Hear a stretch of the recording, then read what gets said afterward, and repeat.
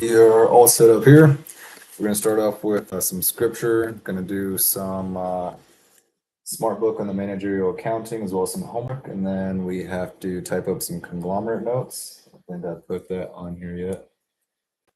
And then research notes, vocabulary words and terms. Okay, all right. Well, we got Conglomerate notes here that we need to do. Type up some of those.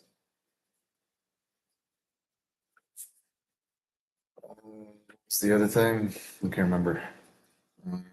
We'll figure it out. Smartbook. Oh, and possibly some interpersonal communications might be able to read there. There we go. Let's go ahead and type that up.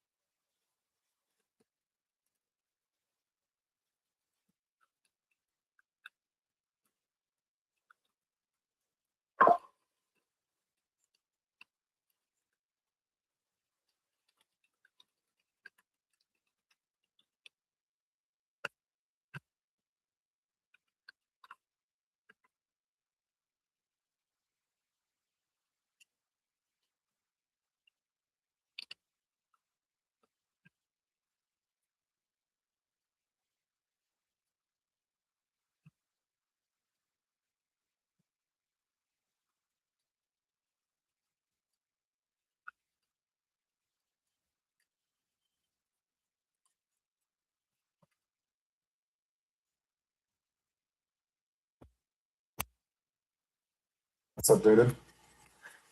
Sort of. Still need to update more as we go. All right, so starting off on page 25 of the, I need to write what Bible is too. The New American Bible.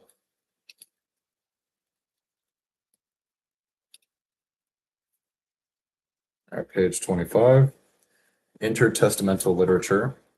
These discoveries have also uncovered a number of books that were written in the Old Testament times, but never included in the canon.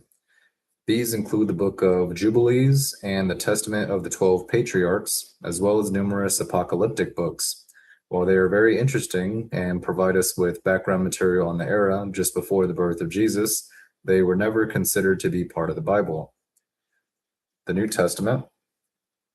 Like the Old Testament, the New Testament was produced over a number of years, although nothing like the over 1,000 years that it took for the books of the Old Testament to be written. The first part of the New Testament to be written was the letters of St. Paul.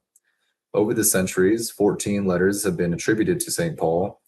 Modern scholars are fairly certain that he wrote at least 7 of them. 1 Thessalonians, 1 and 2 Corinthians, Galatians, Philemon, Philippians, and Romans. More questionable, but still possible, are 2 Thessalonians, Colossians, and Ephesians. Highly improbable are 1 and 2 Timothy and Titus. Finally, Hebrews is certainly not written by Paul. Paul's first letter was probably 1 Thessalonians, written around 50 to 51 AD. He died around 67 AD. He wrote to console, instruct, encourage, and correct.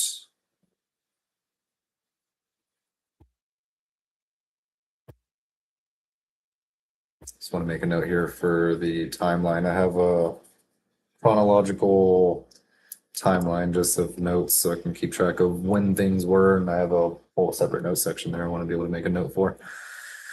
All right, he died around 67 AD. He wrote to console, instruct, encourage, correct, etc.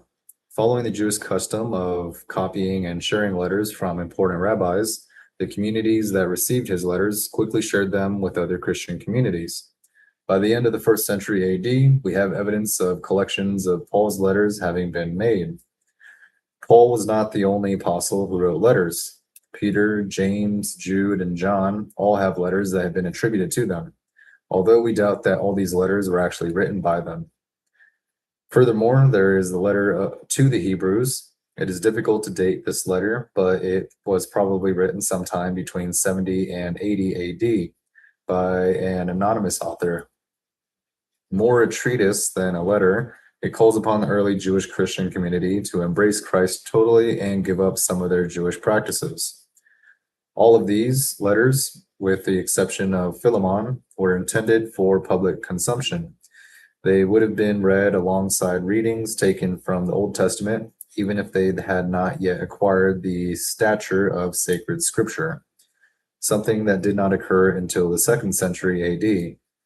The public use of these books during the liturgy was, in fact, one of the criteria for these letters and the other books of the New Testament to be considered to be canonical. The three main criteria were that they had to have apostolic origin, be used in the liturgy, and be used throughout the Christian churches scattered in all Europe, Asia, and Africa. All right, we're going to switch over, pick back up on the 4 Gospels, kind of towards the middle or end of the video, and possibly consider reading a little bit more, but we'll see how we're doing on time.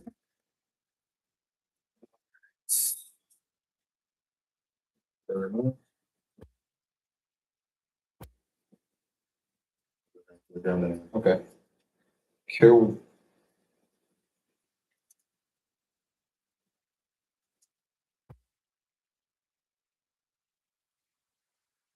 right. All right. What are the origins and meanings of pull yourself up from your bootstraps and rags to riches? All right. Pull yourself up by your bootstraps and rags to riches are quintessential idioms to the American dream, used to describe self-made success. However, while they are now used to praise hard work, both phrases originated as historical jokes, literary formulas, or descriptions of physical impossibilities. Pull yourself up from your bootstraps. The meaning is achieving success and improving your socioeconomic status entirely through your own efforts and grit without any outside assistance. The origin, the phrase originated in the early 19th century or the 1800s as a sarcastic jab to describe something physically impossible, because bootstraps are the small straps or loops on the sides of boots. Attempting to lift yourself up off the ground by pulling on them violates the laws of physics. Historical context. One of the earliest recorded examples comes from an 1834 newspaper article mocking a crackpot inventor who claimed to have built a perpetual motion machine. The paper joked that the inventor might as well try to lift himself over the fence by his boots. In the late 1800s, physics textbooks, such as an 1888 book by Joel Dorman Steele, used the question, why cannot a man lift himself by pulling up on his bootstraps, as a joke to stump students. Evolution.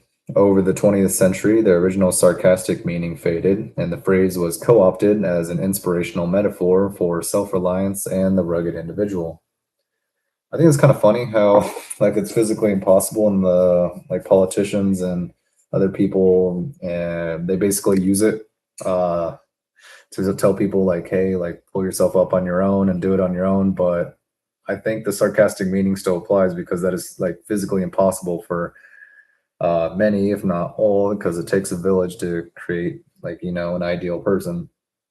And those who are struggling, you tell them to pull themselves up by their bootstraps. You're literally like, if you're saying that and you're actually serious about it, like you're that moron who's using that like pretty accurately, but at the same time, you're making yourself look like an idiot, because you're telling them like, hey, why don't you just do this thing that's physically impossible as a suggestion, as a solution.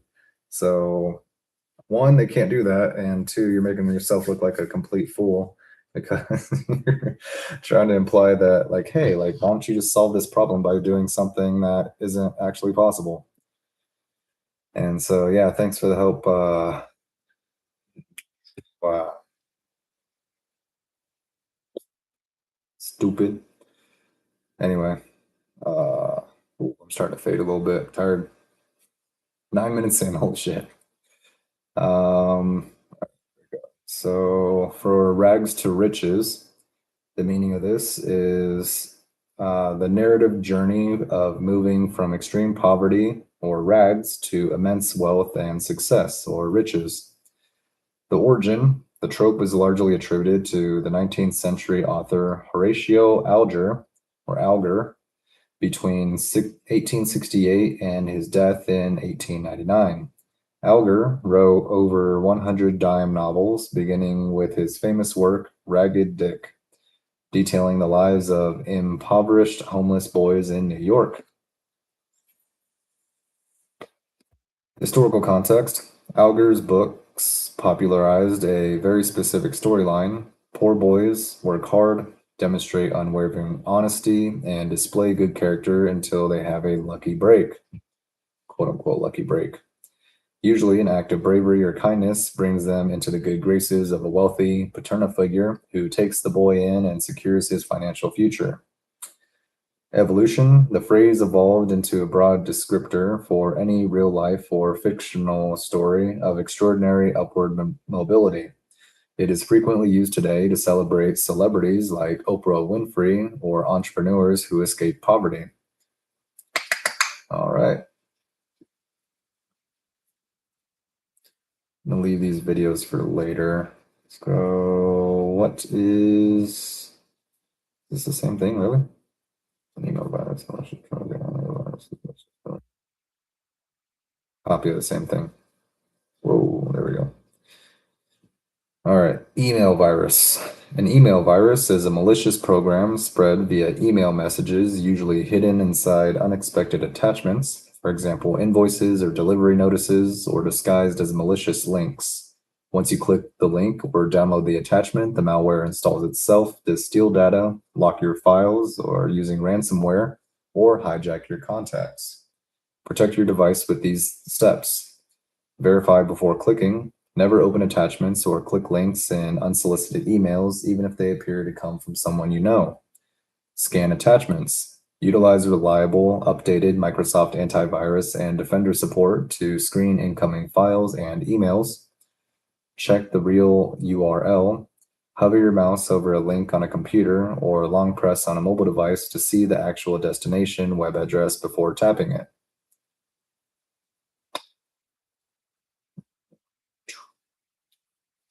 Simple, so email virus.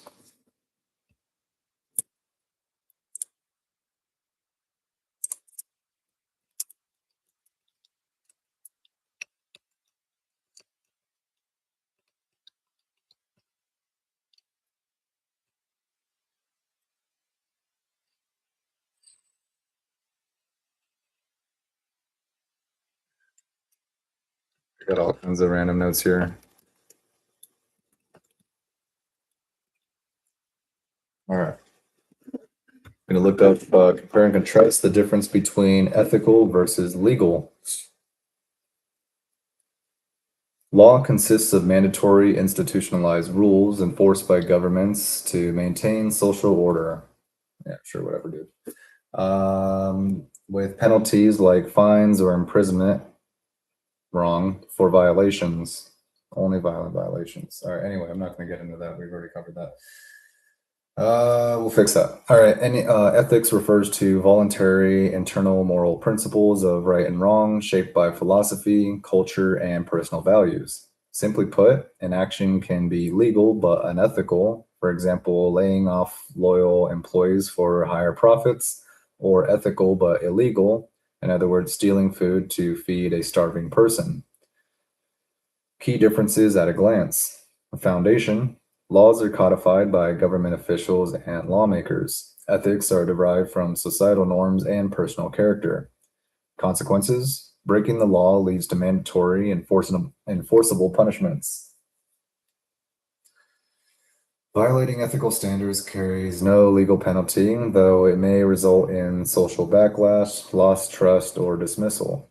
The scope: laws have broad, universal application, while ethical obligations may vary by group, industry, or individual. The gray areas: the distinction often creates complex dilemmas in professional environments, particularly in business and healthcare.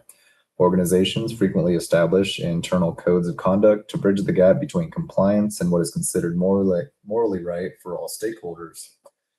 To explore further, you can read about the American Public University's Law versus Ethics Breakdown, or explore Indeed's Guide on Legal and Ethical Standards to understand how these concepts impact professional development. Good answer. All right.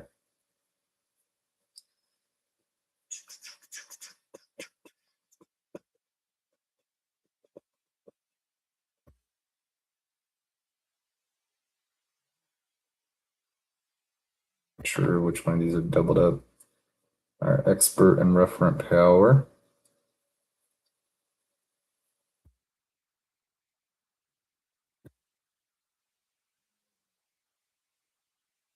Let's see if I can find it real quick. Expert referent power. There we go.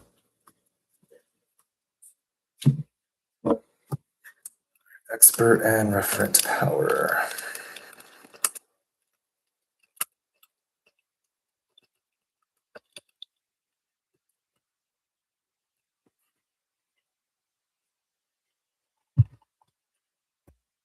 Expert power is based on your knowledge and expertise, while referent power is based on who you know.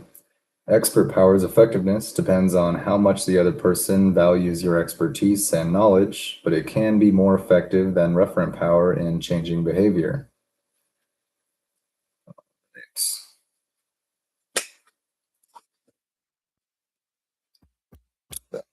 Pretty short, pretty easy. All right, equality versus equitability.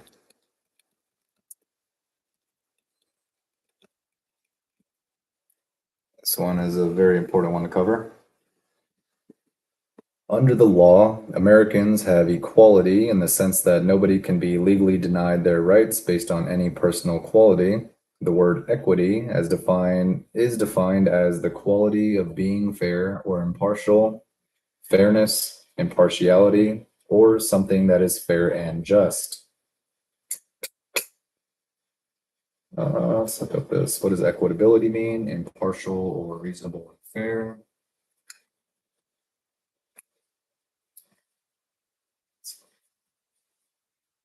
Looking Glass Self.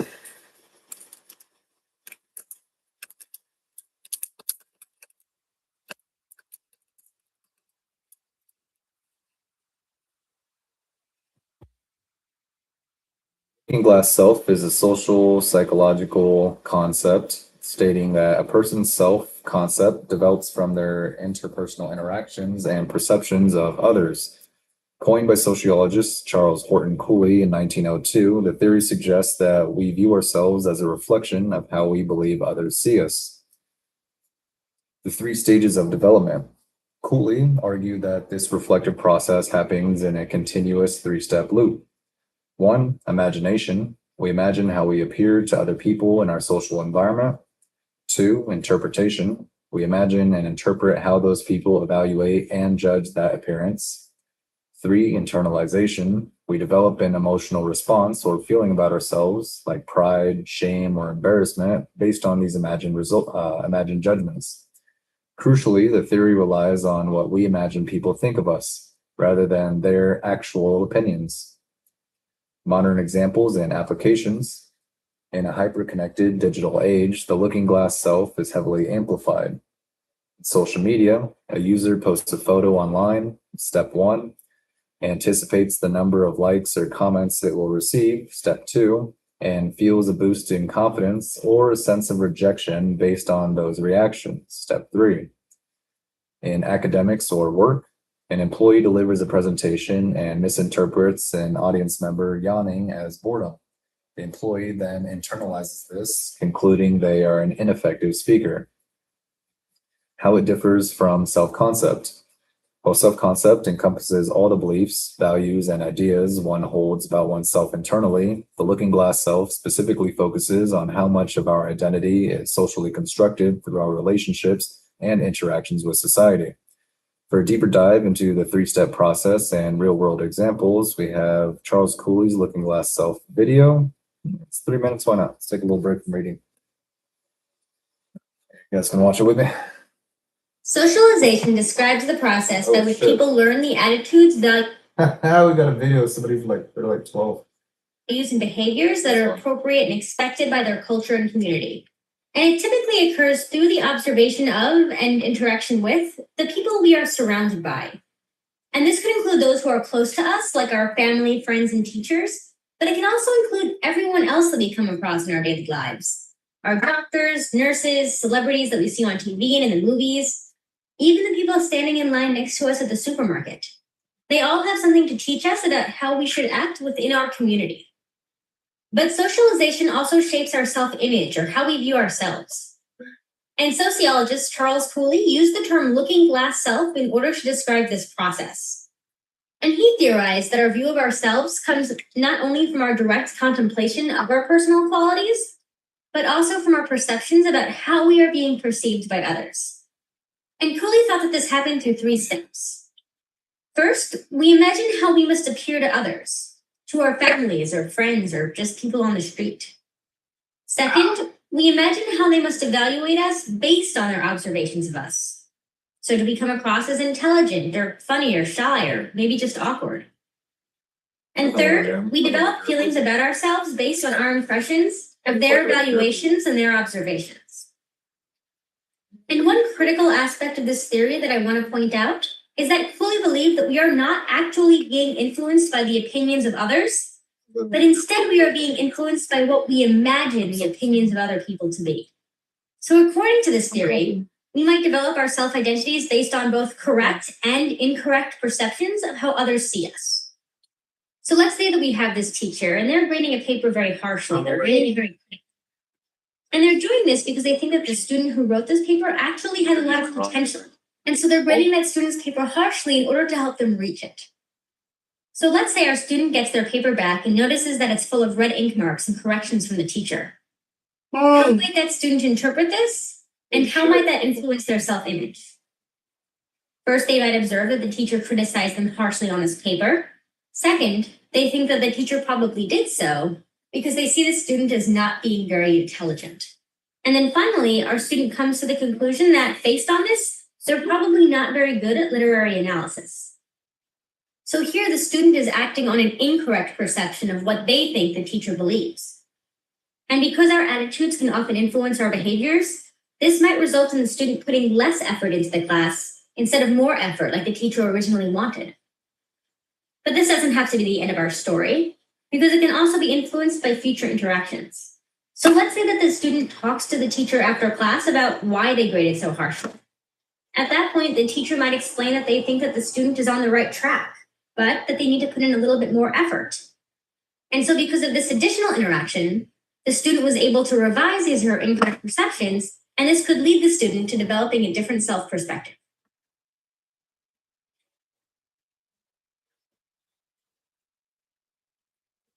Okay, help me take a little bit of a break. Let me get a little bit of a breather. Where my face muscle.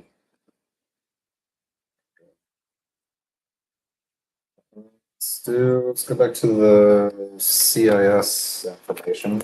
Your class. These are notes from last semester. Like these are notes that I was trying to study before my final, and everything was like so jam-packed at the end there. I was like, I didn't have a chance to get to every single one of these. Got to some of them, but not all of them. Oh, I need more time. I need more time. I need more energy. I need more stuff. All right, here we go. Script and macro virus. Oops, sorry. I already got distracted. Script and macro virus. All right, script and macro virus. Set that. There we go. A macro virus is a malicious program written in the same macro language, typically Visual Basic for applications or Visual Basic for applications, which is VBA, as the software it targets, such as Microsoft Word or Excel. It like mimics the software, okay, or mimics the layout or the interface. Sorry, program. Infiltrates by hiding inside legitimate document templates and exploiting auto-run features. They execute harmful commands the moment you open an infected file. Don't open those infected files.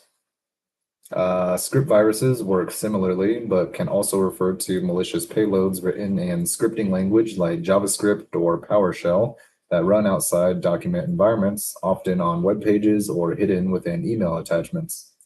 How they work and spread. Infection method. Attackers usually distribute these viruses as email attachments, for example, invoices, resumes, or contracts. When open, the file prompts you to enable content or enable macros. Propagation. Once you enable them, they can secretly run commands to download other malware, corrupt your data, or automatically send copies of the infected file to your email contacts. Symptoms of infection. Your software crashes unexpectedly, runs slowly, or triggers unusual password requests, unexplained changes to document extensions or formatting, and your contacts report receiving strange or suspicious emails from your account. Prevention and removal. Disable macros. The easiest defense is to ensure macro execution is disabled by default in your Microsoft support settings and never enable macros from unknown senders. Leverage security tools. Utilize robust anti-malware software like Microsoft Defender and that supports AMSI or anti-malware scan interface to inspect obfuscated macro code before it executes. Understand the mechanics. For deeper insights into how these infections operate and how security software catches them, you can review technical breakdowns on the Okta Identity 101 page or the Living Internet Overview. If you are currently dealing with a suspicious file, please tell me what. Oh, okay, this is just okay. No, we're good. It's Gemini just being curious and trying to be helpful. Appreciate it. Need to we do? I'm trying to go for like 10. It's a nice round number, or 8. We have number 8. 1, 2, 3, 4, 5. And we got 8 right now. We can do 2 more. Dos más. I'm just trying to get rid of close some of these tabs that I have open too.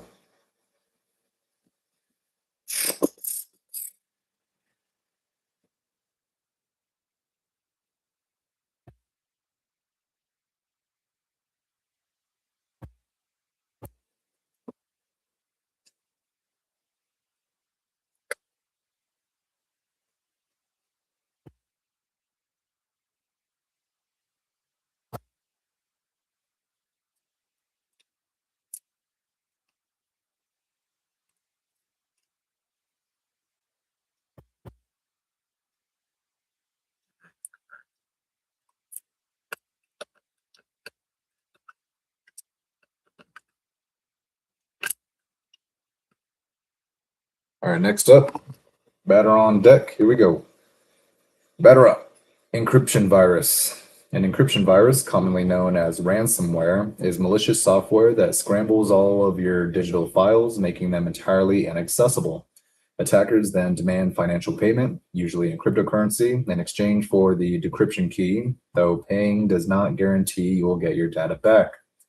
If your device is currently infected, take the following steps to secure your system.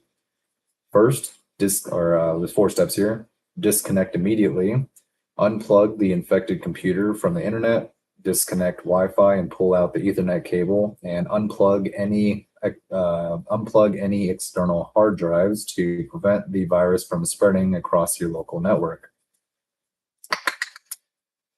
Do not pay. Security experts generally advise against paying the ransom. Instead, rely on offline backups to restore your files.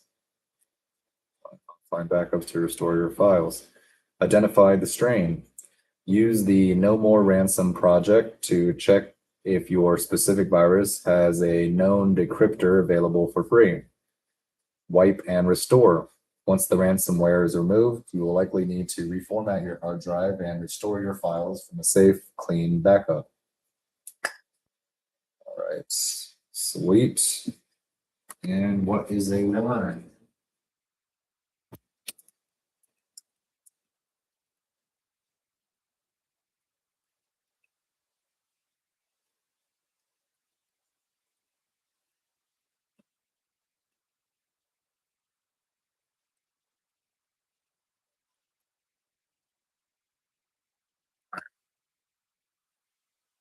What is a worm? So final vocab word here, then we'll switch off over to another topic. What is a worm? A computer worm is a standalone type of malware that self-replicates and automatically spreads across networks without requiring human interaction. Once it infects a device, it continuously copies itself to exploit software vulnerabilities, consuming bandwidth and causing systems to slow down, crash, or lose data. Worms versus viruses. What's the difference? While often confused, a worm and a virus have distinct behaviors and characteristics. Computer worms operate as independent, standalone programs. They do not need to attach themselves to a host file and spread autonomously across network connections. Computer viruses require a host file or program. They remain dormant until you activate them by opening an infected application, clicking a link, or downloading a corrupt file. How do they spread? Worms are highly network savvy and utilize various methods to infiltrate and replicate. Network exploits. They can scan local area networks or LANs for the internet for security flaws in an operating system protocols to slip into connected devices. Email and messaging. They act as mass mailers, sending copies of themselves as malicious attachments or links to everyone in your contact list. File sharing and USBs. Worms can disguise themselves as legitimate media files on peer-to-peer or P2P networks, or copy themselves onto external USB drives. What was the USB again? Universal Serial Bus. Some weird acronym. I was like, I never would have guessed that in a million years. Universal Serial Bus. USB drives. Not the acronym I would have expected, but that's what it is. The damage they cause. Beyond causing network congestion and system sluggishness, worms frequently carry a malicious payload. Once they compromise your device, they can be programmed to delete, modify, or corrupt important files, install backdoors that allow cybercriminals to steal sensitive data or introduce other malware or ransomware. To protect your system from digital worms, check out resources like Malwarebytes Computer Worm Guide or the Norton Computer Worm Overview for actionable prevention and removal tips. All right.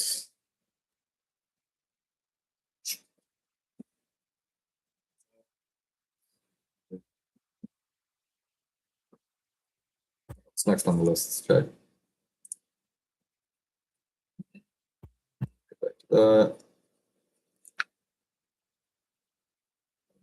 Smartbook. Okay, we'll do some Smartbook. Jump over to a couple conglomerate notes, maybe do a few. And then interpersonal communication, chapter 3. Go ahead and read some of that. So do chapter 20, conglomerate notes, and then interpersonal communications. Come back to the 4 gospels, and then kind of go. We do homework, and then more conglomerate notes, more interpersonal communication. Boom. Okay. All right. Here we go.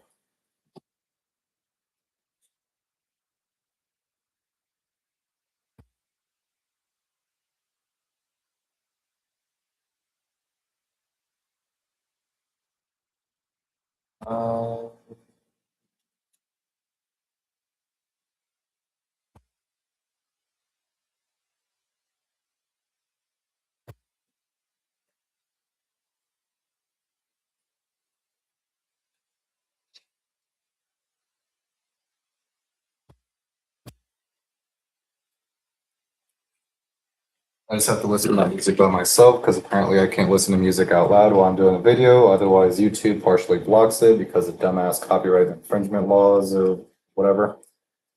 Yeah, people can't just freely share data and shit like that. So people are limited because people are greedy and want to get paid for shit. All right.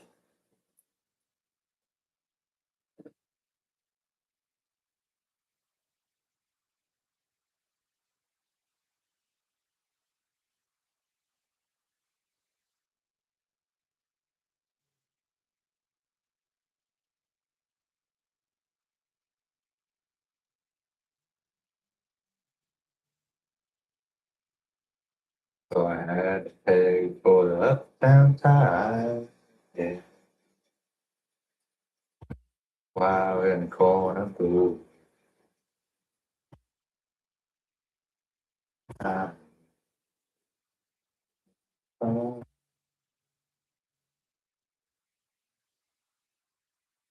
was on the edge of town and drink the lady. Say, give me the backpack, the bricks and duns. On a country girl, you just found one. Let's slip away. Chevrolet, yeah.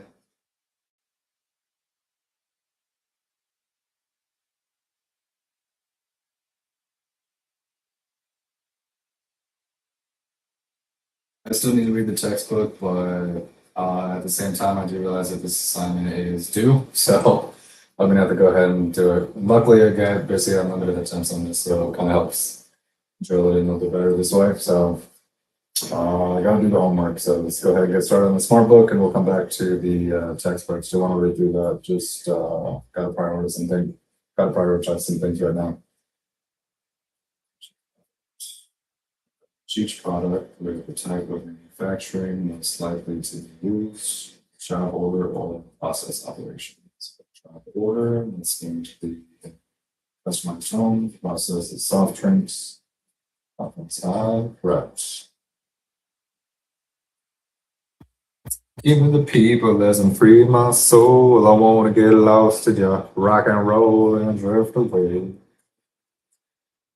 It's a good remix though.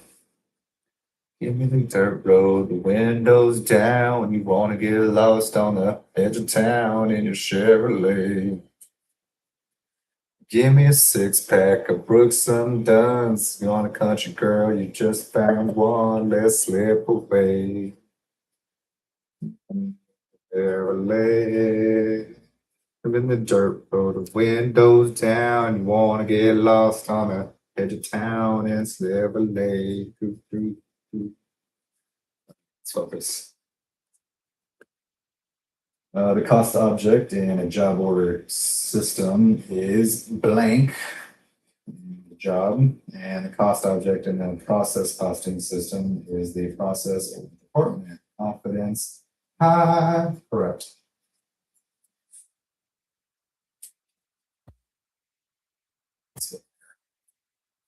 Ugh. Just because I'm not really sure how the audio works when I'm facing that way, talking that way, and a little bit further away, it seems like. All right. 40 answers to the question she was asking of me. Later on, I got nowhere to be. No, no, no. All right. In a process costing system, which of the following is correct regarding the work in process inventory account? All right. You know what? This is helping me concentrate. All the songs that I kept, I deleted all the songs that I don't normally listen to, and I only kept the songs on my phone that I really love listening to. Then jam out to, and I realized that it's very distracting because I just want to sing along and dance and move my body, and that's probably not a good idea when I'm trying to focus right now. So let's go ahead and put that on pause. In the process costing system, which show the following is correct regarding the work in process inventory account. All departments will use the same work in process account. Nope. The work in process account is not used. Nope. There will be a separate work in process account for each process or department. Yep. Correct.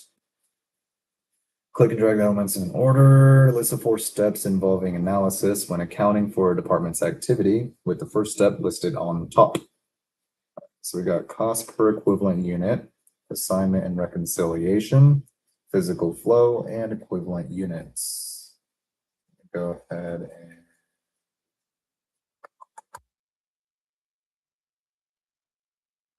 physical flow, equivalent units, assignment and reconciliation, and cost per equivalent unit. Confidence low on that one. Yep, there we go. Incorrect.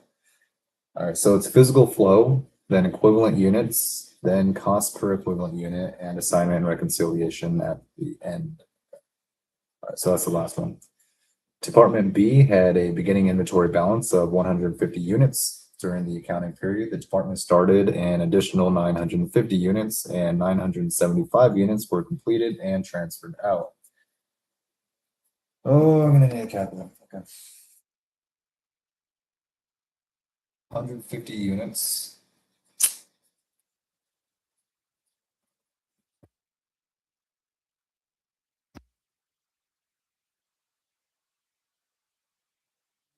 For a balance of 150 units. So it's beginning. I'm gonna write it down. I don't feel like I. We do this just because I'm like mixing up numbers. Department stayed additional plus 950 units.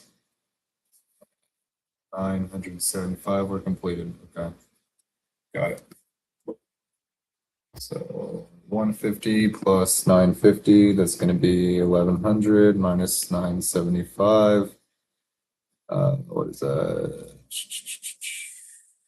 11 minus 9, that's 2. These will be 200, and then minus 75 be 125.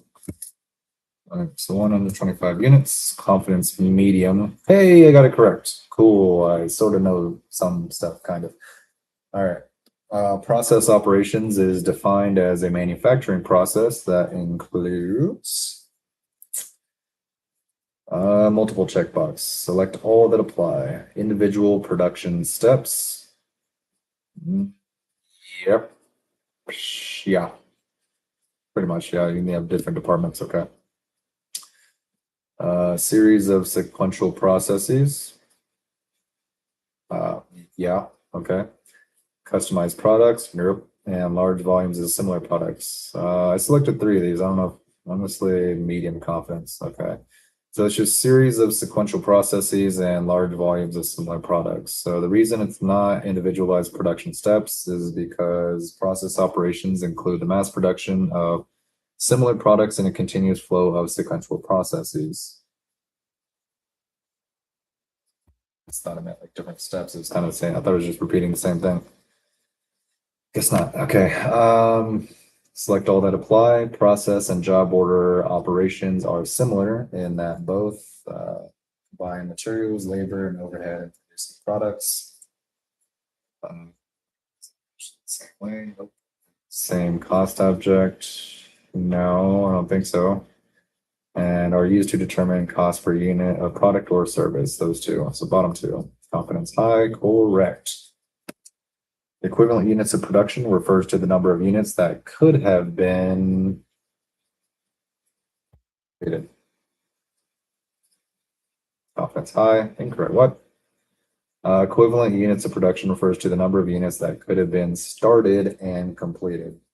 I thought I remember reading a bunch of times in the textbook, but it was just, anyway, all right, I guess I was wrong. So started and that's completed. Each department in a process costing system will use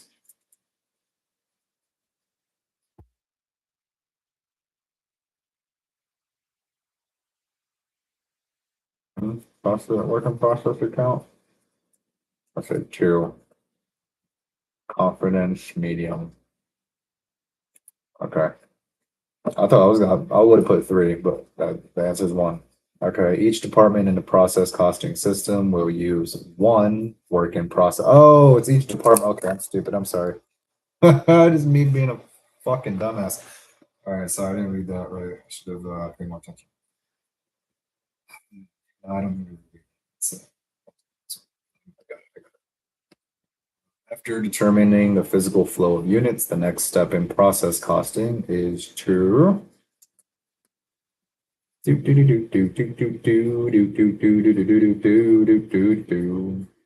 compute cost per equivalent unit production.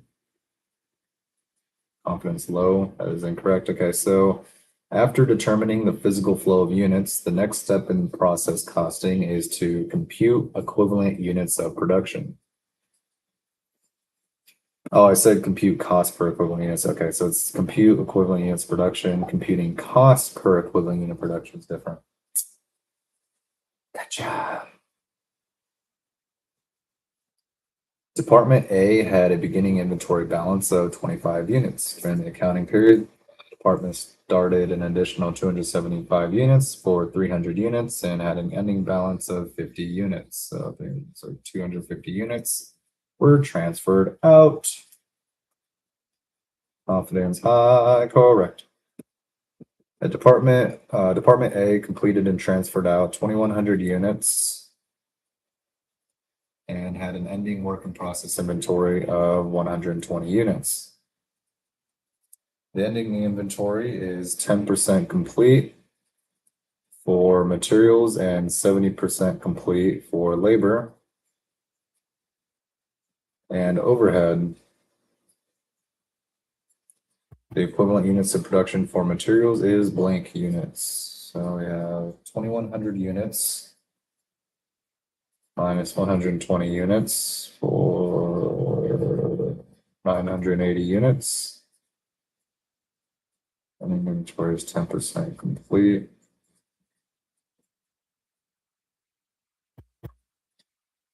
Wait, hold on. Am I taking 10% of 980 or 120? Not sure, I don't remember. Ending inventory is 10% complete for materials. That's 70% complete for labor and overhead.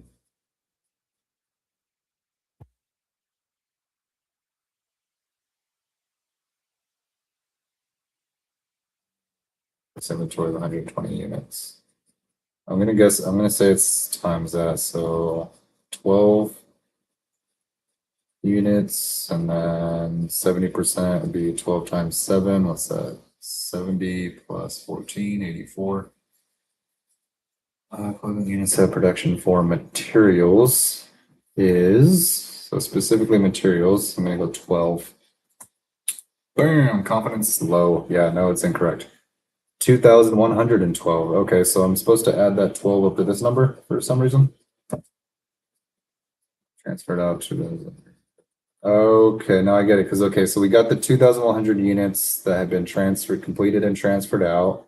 Then on top of that, we're adding the 12 equivalent unit EUP, equivalent units of production, to the original 2,100. Okay. Kind of sort of get that. Hopefully I can remember. The mass production of products in a continuous flow of steps is the definition of process operation. Confidence high, correct. Easy peasy. A manufacturing company has a process where 1/2 of the materials are added at the beginning of the process. At the beginning, process 1. Conversion are added at a rate of 20% in process 1. If 600 units are started, the EUP with respect to conversion is 20%. 10% will be 60. 60 times 2, 120.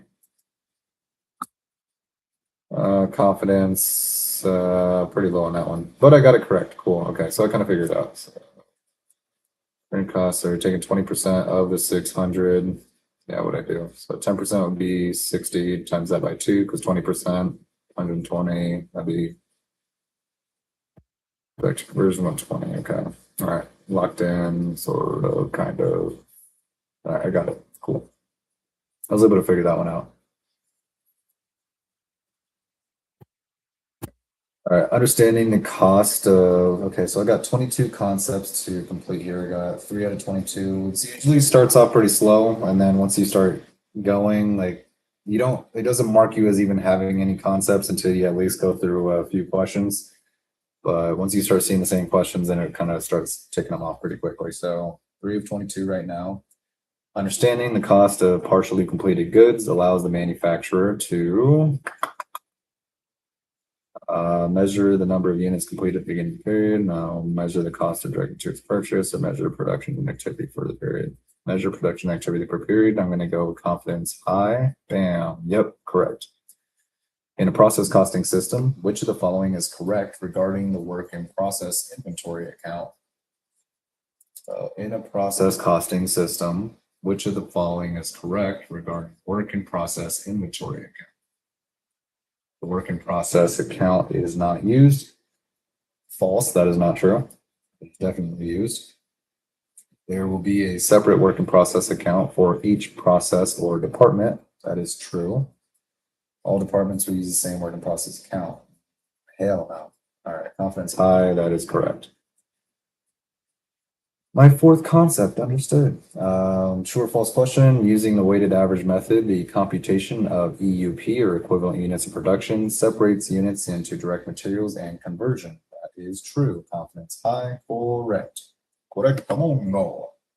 Goal! Is FIFA still going on? I think it is. Anyway, yeah, US lost, Mexico lost. I'm not interested anymore. Click and drag on elements in order. I wonder if England's still in. I've never been to England. I don't care. I'll say if England's still in, go England. Or Switzerland. Who's still in? Hold on. Let me check. I'm kind of curious now. I'm gonna indulge my ADHD for a second. Regarding FIFA, who's still in the tournament and how many rounds are left? What's going on? Give me an update.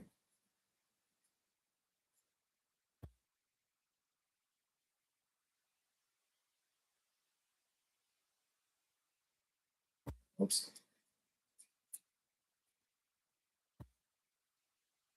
Apologies, I was just disconnecting my headphones. Continue. So, as I was saying, the tournament is at the quarterfinal stage right now. There are still 8 teams competing, and after this, we have the semi-finals, the match for third place, and then the grand final. It's getting really exciting as the competition narrows down to the best in the world. Who are you rooting for?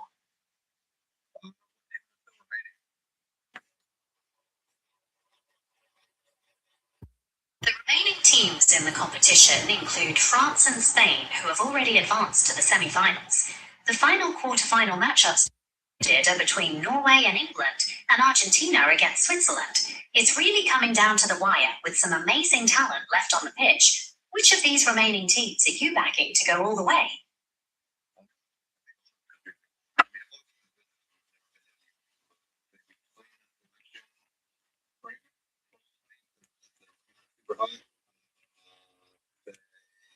England, because I got my buddy Joe and other people I know out there. Switzerland, because they're pretty chill and peaceful, and they seem to have got a lot of good things going on. Argentina, I'm not really sure. Norway, don't really know much about, but I'm sure they're pretty cool. I'd say between them, I'll go with either France or England. I think Erling Haaland is in Norway.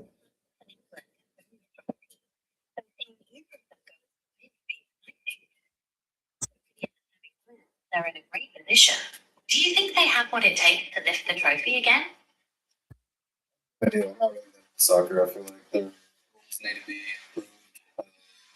There needs to be. I feel like the biggest thing is they need to maybe have a thing where they like close in the pitch after like 90 minutes.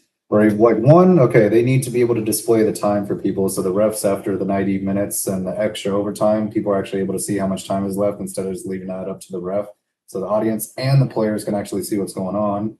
They also need to have something where towards like maybe an overtime or something like where the pitch gets smaller and smaller and smaller and smaller over time, where you could have like laser lights on the ceiling and then have like lines imprinted on the field where they get smaller and smaller, and so that people have to stay within those borders. And so it can kind of go all the way down to like arena soccer size, or maybe even smaller than that, just kind of close in until like when people kind of start scoring more and more and more goals, kind of picking up the pace and making things more exciting. Because that soccer pitch, I know it's like kind of exciting. It's like, well, I mean, not exciting. It's really boring watching just because it takes a long time for them to go and people are just dribbling around, kind of pussyfooting and doing a bunch of stuff in the meantime, like just dribbling and passing it around, not really shooting goals. I think like soccer needs to shoot more goals, so like having a smaller pitch would help with that. But I do understand that the bigger pitch kind of makes the players more athletic and basically requires them to be much more athletic and have a lot more endurance because they're running a lot further and running for like a long extended period of time. And then also the last thing would be to have penalties and flags thrown for people that are just flailing and throwing themselves on the ground pretending to be hurt. Yeah, because I don't know, just as an American, seeing people play football or seeing people even play rugby and stuff like that, that's cool. But seeing people just flail about and act like a bunch of pussies while playing soccer, it's kind of makes it cringy to watch.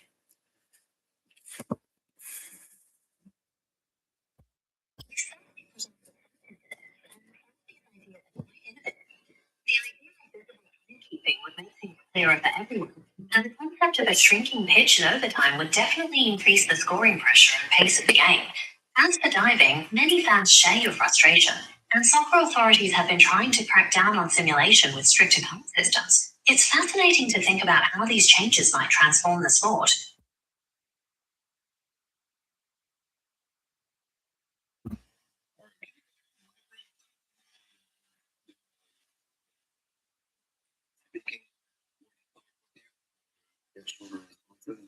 If you please elaborate on each of those ideas, that would be awesome.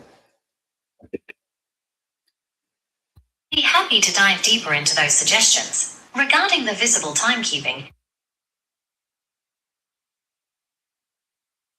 you see in American football or basketball would remove the uncertainty around stoppage time. Fans and players would know exactly how much time is left, preventing any confusion or perceived unfairness. On the idea of a shrinking pitch, this could drastically change the dynamic of extra time. By reducing the physical space players have to cover as fatigue sets in, it would force closer interactions, quicker passing, and ultimately more goal-scoring opportunities, turning the end of a match into a high-stakes, high-scoring shootout. Finally, with diving, the push towards stricter penalties and card systems is designed to maintain the integrity of the game. When players exaggerate contact, it undermines the sport's fairness. Making simulations carry real consequences helps encourage honesty and sportsmanship. Thinking about all of this, do you prefer the idea of making the game faster or focusing more on making the rules more exact?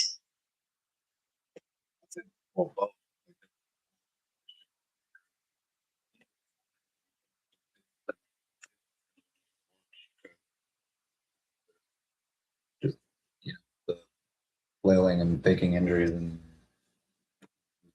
contact. So It sounds like addressing both the pace and the theatrics would truly transform the viewing experience for you. Tackling the slow pace could make the game more dynamic and engaging from the opening whistle, while stricter rules on simulation would restore the integrity and raw competitiveness of the sport. Is there a particular rule change that you think would have the biggest immediate impact? probably fake.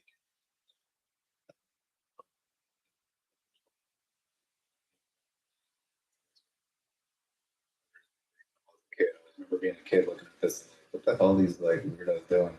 Like, these guys are like soft, or like these guys are not tough. Like I don't know why they're professional athletes when they like basically get touched and then like throw themselves on the ground like little babies. It's completely understandable to feel that way. Addressing simulation effectively would go a long way toward restoring respect for the sport's physical and competitive nature, ensuring players are rewarded for genuine skill and resilience rather than theatrical performances.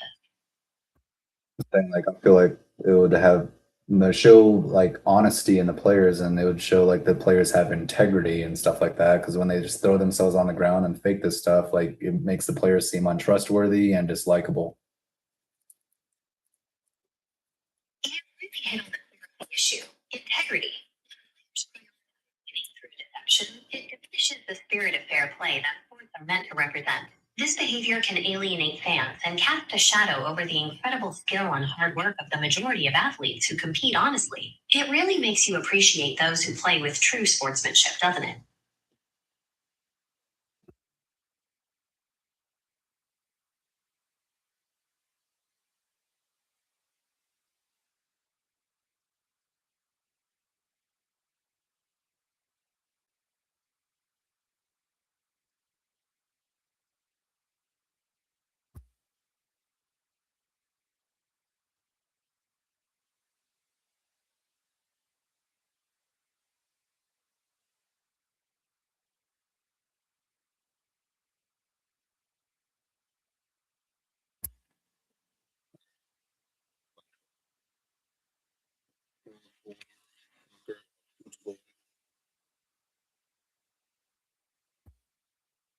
It does honestly make more sense that that's called football. I don't know what the fuck American football is called football. There's literally like only a few plays in the game, like kickoffs after touchdowns and field goals, but most of the time people are carrying that shit with their hands.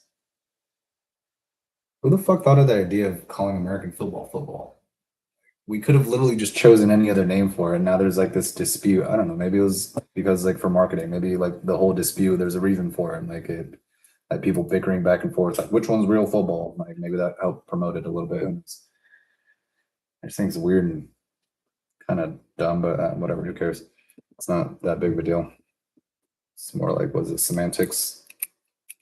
Seems kind of frivolous to focus too much on it. I mean, we could always rename it something else. Anyway. Click and drag on elements in order. List the 4 steps involving analysis when accounting for a department's activity, with the first step listed on top. All right, remember this. We have physical flow, equivalent units, cost per equivalent unit, and then assignment and reconciliation. Confidence high, correct. Let's just make sure I remember that. Physical flow, equivalent units, cost per equivalent unit, and assignment and reconciliation. Maybe I should write that down. It went away. Damn, I can't go back. There's no back button here. Go click that back button, but I think it'll just kick me into the assignment completely, so I don't want to do that.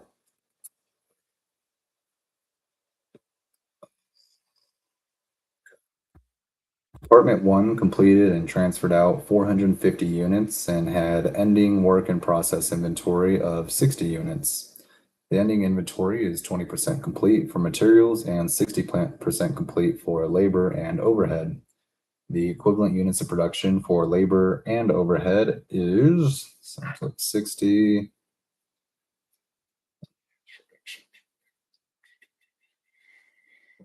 450 units, equivalent units of production for labor and overhead, 60%.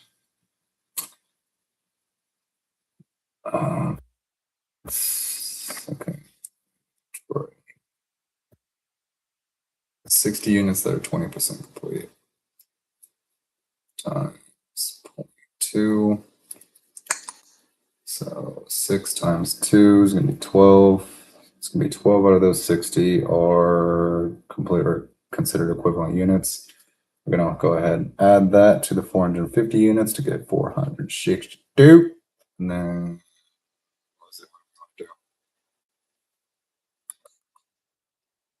multiply that by 0.6 for 60%. I'm going to need a calculator. An accounting teacher in that video, I still remember that. What is 462 times 0.06?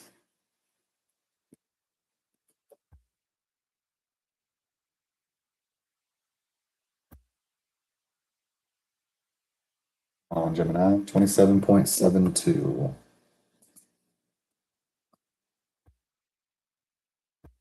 27, did I put a decimal there? 0.72 units.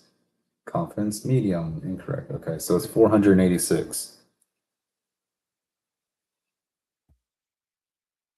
How the fuck did you get that?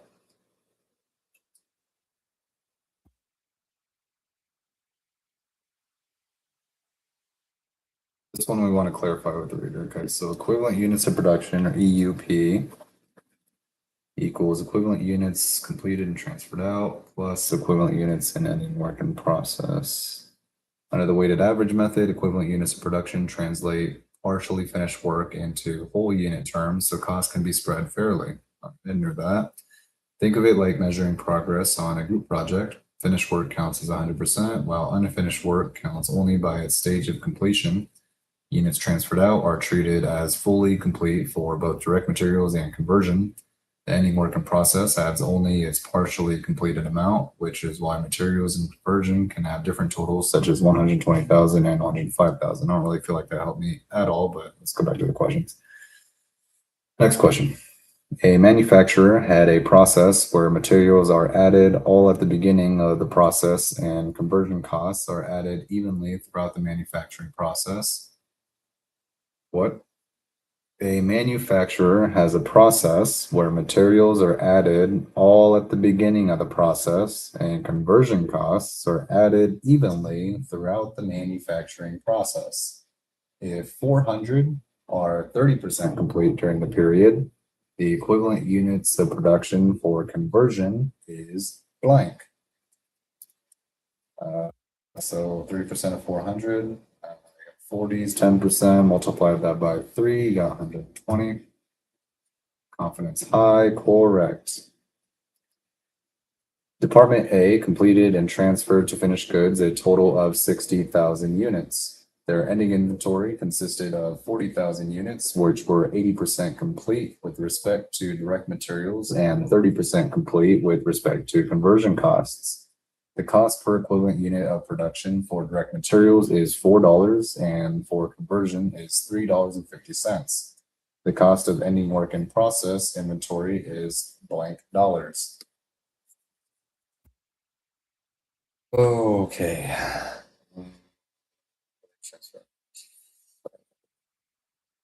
Finished goods, 60.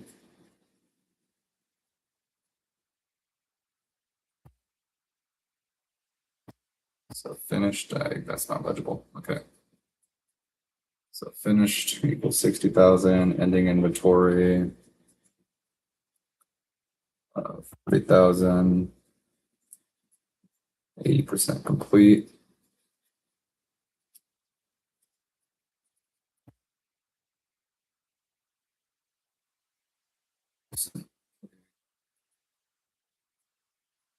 Cost for EUP for direct materials is $4. $4 of materials. Conversion equals $3.50. Cost of ending work in process inventory is blank. Okay.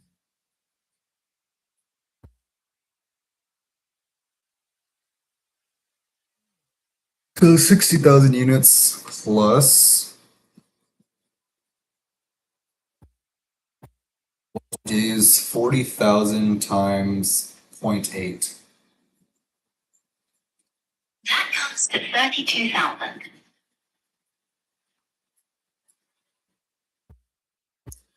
All right, what is 40,000 times 0.3?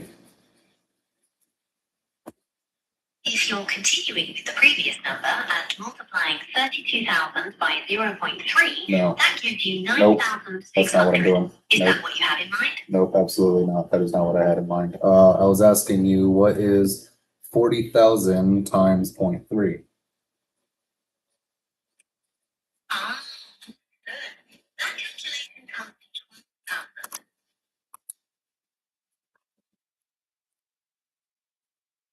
Okay. Is there anything else I can help you calculate?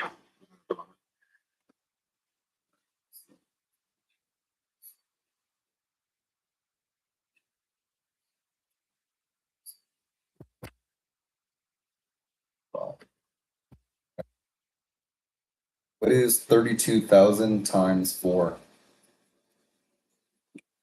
It comes to 128,000.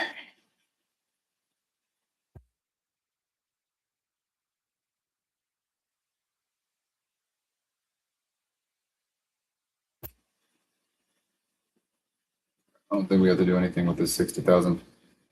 Okay.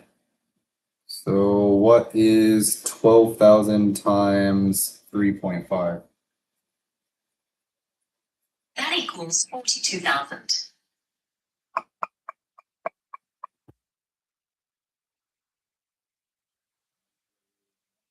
$8,000 plus 42,000. That gives you a total of 170,000.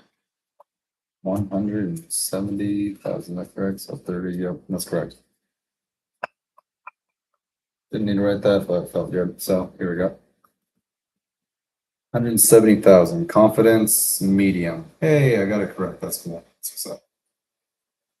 All right, equivalent units of, oh shit, sorry. You're still listening. All right, equivalent units of production refers to the number of units that could have been started and completed. Confidence high, correct. Department begins the month with 100 units. Just separate these. Sequester that from the rest of the nonsense. Notes. Units.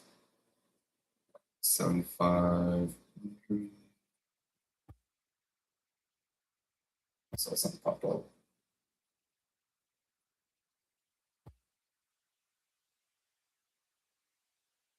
D-backs beat the Dodgers. Holy shit. I wouldn't need that bet, but okay, cool. It's good news. We're rooting for the D-backs. I mean, I like the Dodgers too. So I like the Dodgers because I'm from LA and they're good. And D-backs because I live in Arizona. A home team, but they're kind of trash. So they're harder to watch, but at least we got LA. They're good.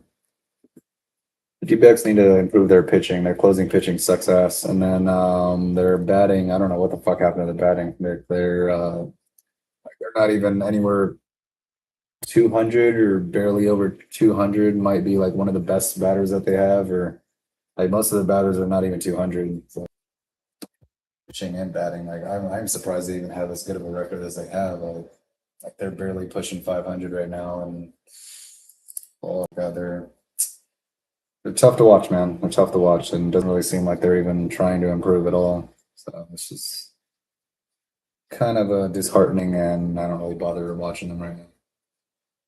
They need to improve. D-backs need to improve. They should, like, coaches and everything should know what they're to do, but they don't seem to be doing it. So kind of lost faith in them for a little bit. So once they start making some improvements, then I might start watching their games again.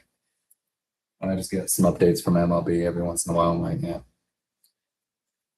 I'm not really invested in their games right now because, like I said, they have a lot they need to do. It's slacking, dude. Slacking like a motherfucker. Alright.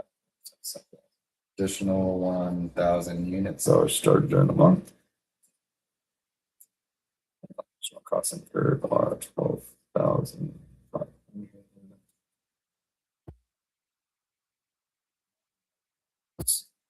Let's get that separate. At the end of the month, there are 200 units still in process, which are 50% complete. Our balance inventory is blank dollars. All right, 200 units, 50% complete for 100 units.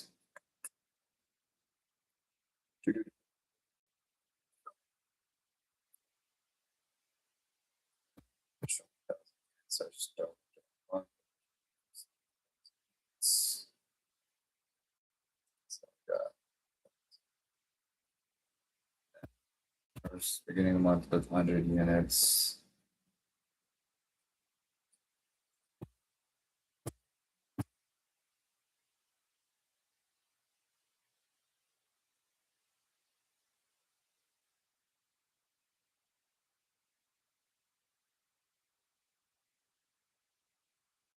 Okay, so that's going to be 900 over here.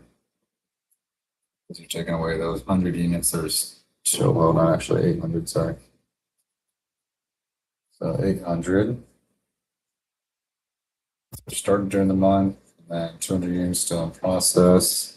The 50% are complete. So we have 100 units that we can add here. So 800, so we got back to 1,000. Any work in process inventory is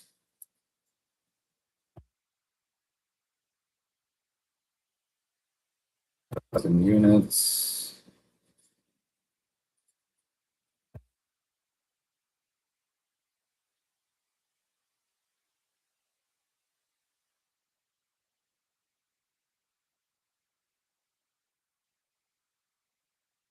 All right, I think I skipped around and did a bunch of stuff, unnecessary things. So I think all I had to really do was do, okay, so 7,500 work in process, and then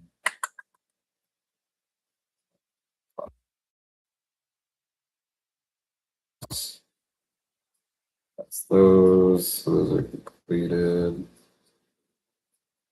Check. And 1,000 more units at 1,250. So I need to take 50% of 1,250. It's going to be 6,000. Sorry, yeah, 6,250. So add 7,500 to 6,250. Correct there. 13,750. Let's plug it in. Find out. Let's fuck around and find out. All right. Answer is 2,000. So $2,000. Yeah, 7,500 minus 6,250. That's what, 1,500. 51,250. It's still not 2,000. Not sure how you got that answer. I was way off, no matter what.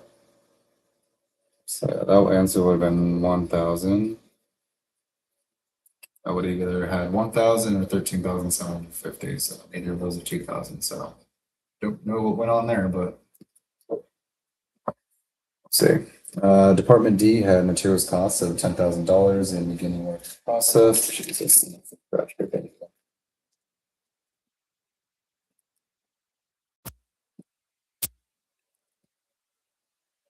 Thousand G.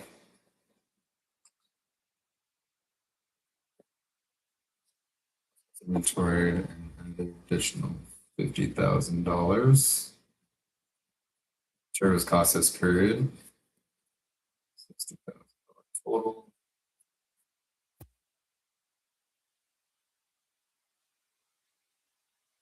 If the department had 20,000 equivalent units of production, materials cost per equivalent unit of production $3.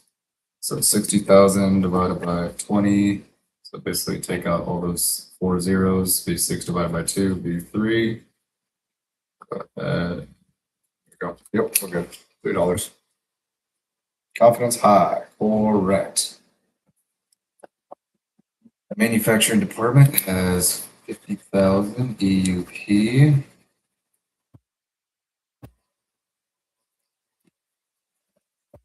Completed and transferred out, and 45,000. Or sorry, 4,500 EUP in ending inventory.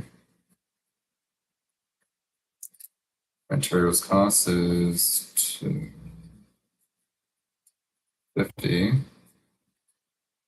and labor and overhead conversion costs are 375. Okay, all right, need answers. Hey, real quick. So a manufacturing department has 50,000 EUP or equivalent units of production for units completed and transferred out, and 4,500 EUP for units in ending inventory. Materials costs is $2.50 per EUP, and labor and overhead costs is $3.75 per EUP. The total amount of ending work in process inventory is blank dollars. Please explain how to get the answer to this. Work through, tell me the formulas, explain all of it to me. To determine the total amount for the ending work in process inventory, we need to calculate the costs associated with both materials and conversion, which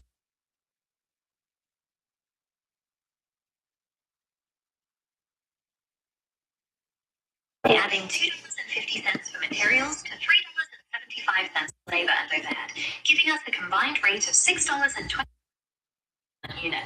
Next, we multiply that $6.25 rate by the 4,500 equivalent units in the ending inventory, which results in a total value of $28,125. Does that explanation make sense, or would you like to go through it again?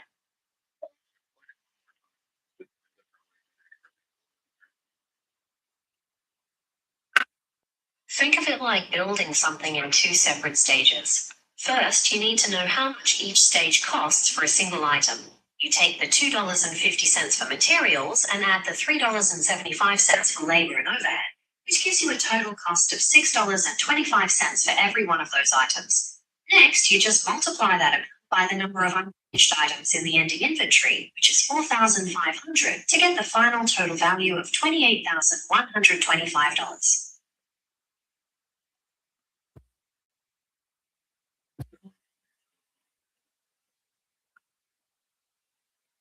That's very close. So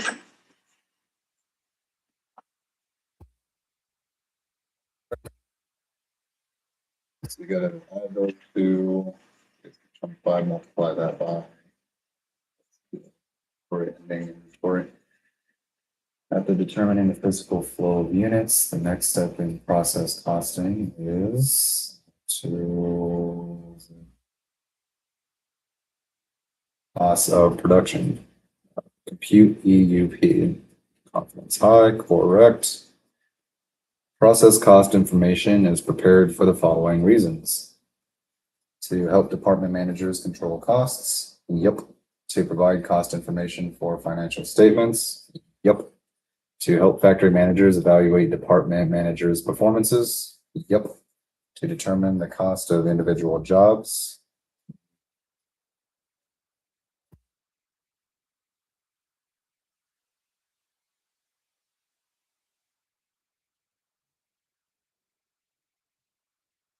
So the job costing, right? To determine the ending balance of the three inventory accounts. I'm going to go with to help department managers. Okay, so let's see. Confidence low now, and you have okay, correct. So process cost information is prepared for the following reasons. To help department managers control costs, got that. To provide cost information for financial statements, got that. And to help factory managers evaluate department managers' performances, got that. The one that it doesn't include is to determine ending balance of the three inventory accounts. Okay. Department, oh my God, another one of these. Department A completed and transferred out. Usually the Smartbook's supposed to be the easier one. This is one you're supposed to breeze through, man. Okay, for the most part, it's supposed to be easier.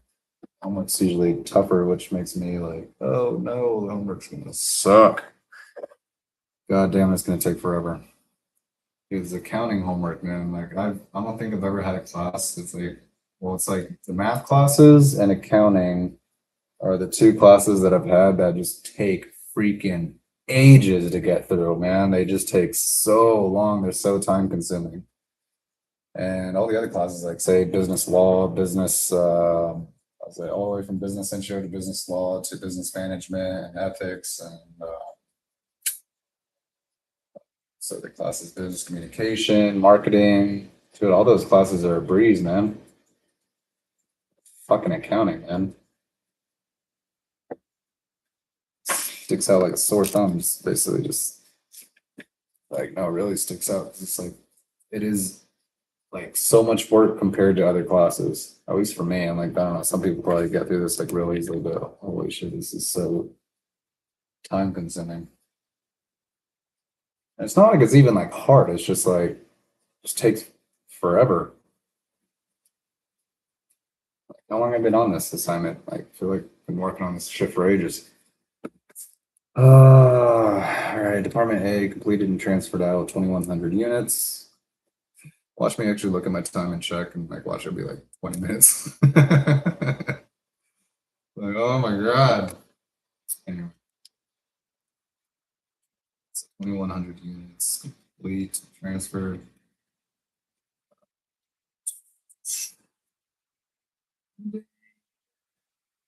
Complete.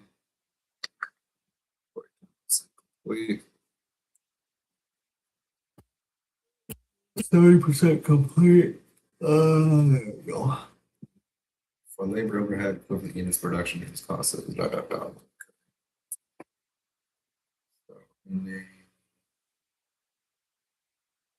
So for 12 plus 70 would be 4, 12 plus 84.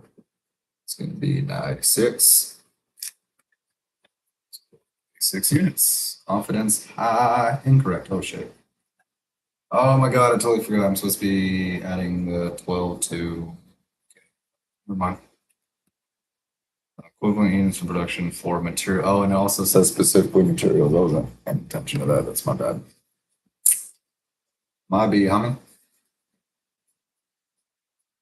Give me another chance, homie. Department C had direct materials EUP cost of $4 and conversion EP is $250, so it's gonna be $650. Around 3,800 units. So okay, 38. Yo, what is 38,000 times $6.50? That comes to $247,000. Oh shit, I didn't get that right. Okay, all right, so Mr. So, okay, I got this wrong. So explain how I'd actually get the real answer. So it says the answer is 152,000 or 152,000, only differences with the comma. Okay, so the answer is 152,000. Department C had direct materials EUP costs of $4 and conversion EUP costs of $2.50.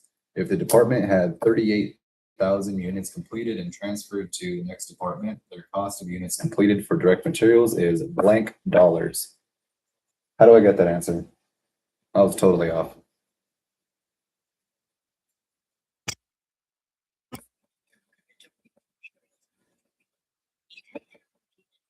Completed and transferred out, which is 38,000, and then multiply that by the cost per equivalent unit for direct materials, which is $4. So multiplying 38,000 times 4 gives you exactly. Does that make the calculation clearer for you? Yeah, I was adding too much shit. I was basically, I did the $4 of EUP or direct material plus 250 of conversion, added that together to get 650, and then multiplied that by 38,000 to get 47,000. I didn't just use the $4 by itself times 38,000. So I messed up. So That's exactly how you got that from there. It's really easy to mix up total costs with specific components like that. Now that you've seen how to isolate the direct materials, do you feel more confident about spotting that distinction in future problems? I'm hold on, I got three more substitute. Okay, so next question. Oh, okay. Company completes.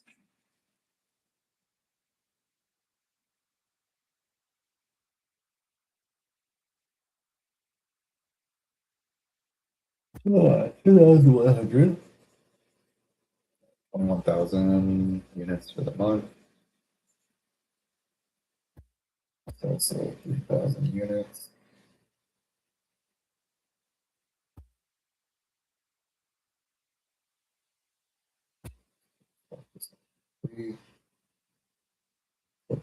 Cost is 666,000. 666,000. The cost of ending work in process account is blah blah blah. That much money.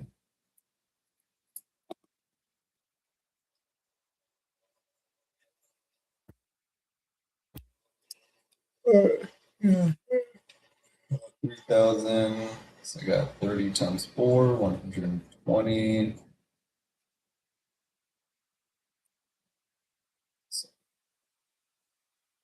12,000. Hold on, wait.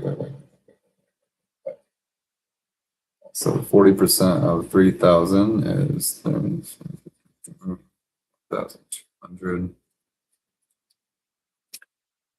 All right. 300. Okay, sorry, I did 30. That's 300. 30 would be 1%. Move the decimal too many places. Move one place.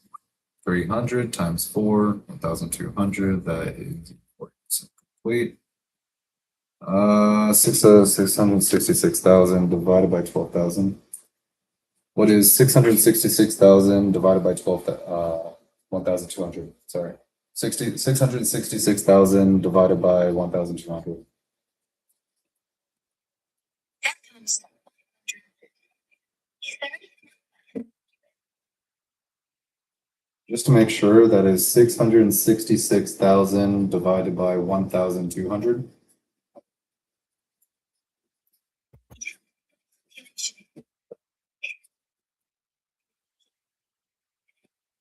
Yeah, I just want to be sure because I'm trying to expedite this process a little bit. This thing is due less than half an hour now. Yeah, a company completes 21,000 units this month and has ending work in process inventory of 3,000 units, which are estimated to be 40% complete. Total production costs are 666,000. The cost of ending work in process inventory is blank dollars. To find the cost of that ending inventory, we first have to determine the equivalent units of production. You have 3,000 units that are 40% complete, which gives us 1,200 equivalent units. When we add those to the 21,000 completed and transferred units, the total is 22,200 equivalent units. By dividing the total production costs of $666,000 by that amount, we find the cost per unit is $30. Finally, multiplying the 1,200 equivalent units for the ending inventory by $30 gives us $36,000. Wait, what's the answer? The ending work in process inventory is $36,000.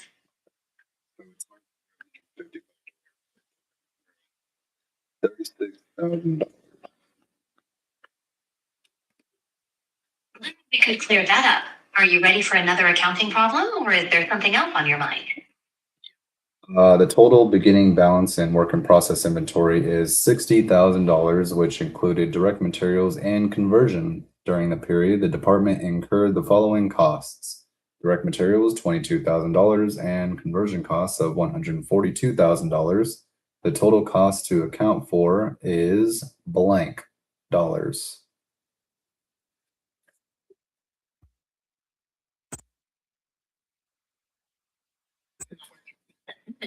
Which is $60,000. To that, you add the costs incurred during the period, which are $22,000 for direct materials and $142,000 for conversion.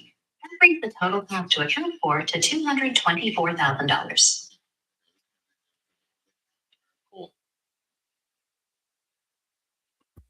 Is there anything else you'd like to work through, or any other topic you'd like to explore?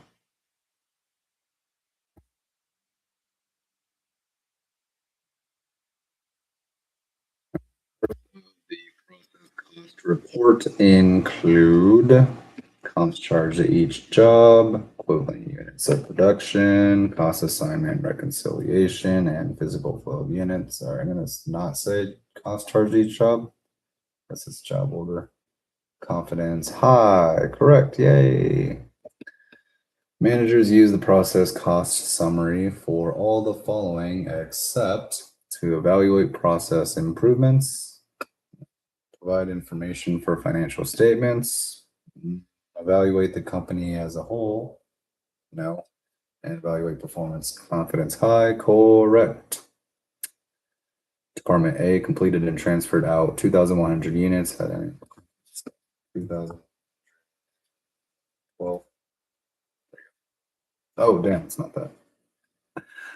Okay, I thought it was just a repeat of the old question. Not okay. Next question. Department completed and transferred. Okay, let's go. A department completed and transferred to finished goods 75,000 units. The cost per EUP for direct materials is $8, and the cost per EUP for conversion costs is $6. The cost transferred to finished goods inventory is blank dollars. To find that total, we first need to determine the combined cost per equivalent unit. By adding the $8 for materials to the $6 for conversion, we get a total of $14 for every completed unit. Next, you multiply that $14 rate by the 75,000 units that were completed and transferred. That gives you a total transfer to finished goods of $1,050,000.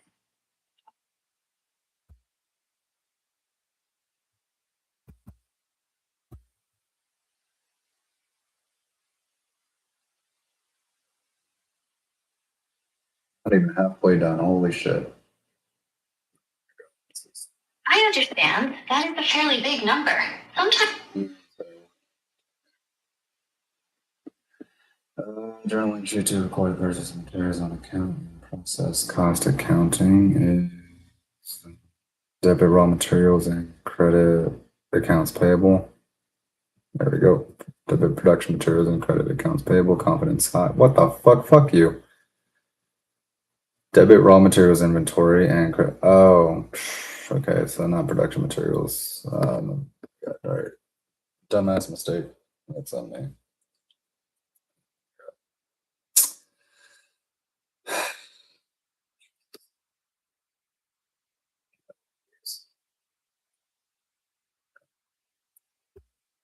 A department begins the month with 100 units at a cost of 7,500 in work in process. An additional 1,000 units are started during the month, and additional costs are incurred are $12,500. At the end of the month, there are 200 units still in process, which are 50% complete. The ending balance in work in process inventory is blank dollars. To find the ending balance, which is the beginning balance of $7,500, plus the additional cost of $12,500, giving us $20,000. Next, we find the number of equivalent units in ending inventory by multiplying the 200 units by 50%, which gives us 100 equivalent units. After that, we determine that the total units completed and transferred out are 900, so the total equivalent units for the period are 1,000. By dividing the total cost of $20,000 by that number, we get a cost of $20 per equivalent unit. Finally, multiplying the 100 equivalent units in ending inventory by that $20 rate gives us an ending balance of $2,000. So that's how you got the 2,000. It's a lot of steps, man. 11 out of 22 concepts. Sorry, go ahead. Whenever you're ready, we can take it one step at a time or clarify anything you'd like. Take a break. Exit assignment. 50 seconds. Exit assignment.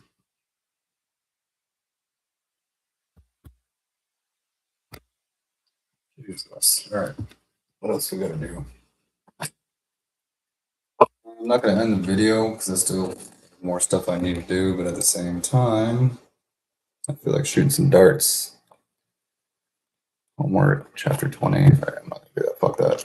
Tired, going to sleep. Can't even finish the Smartbook right now. So, Conglomerate notes, can I type that up? Type some of that up. We're good. Interpersonal communications, can read that. 4 Gospels, can read that. All right, we'll be back in a second. Shoot starts. I need to take this.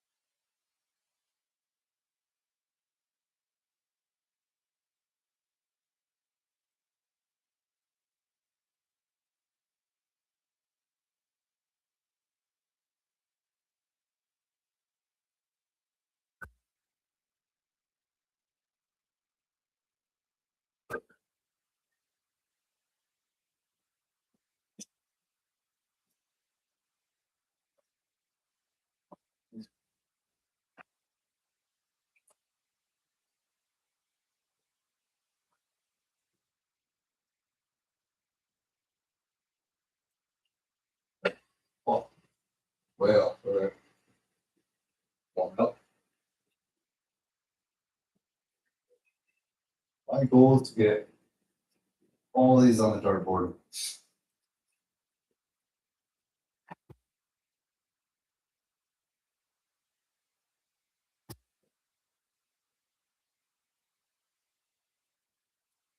See, I know that even if I hit the bullseye, it's purely out of luck.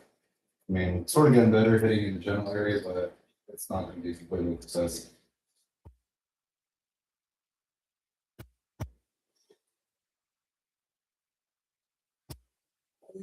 Close, close, close.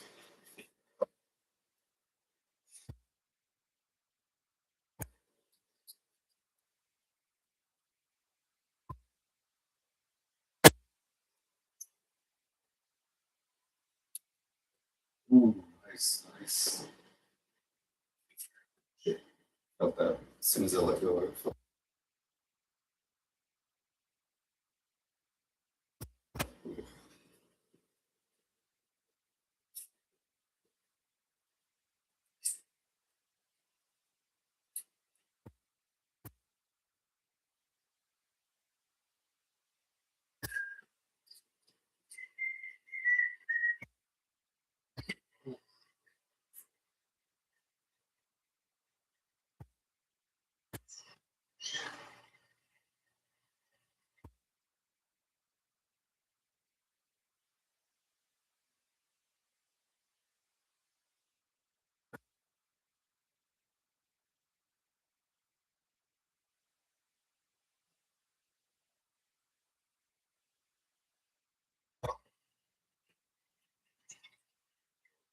Five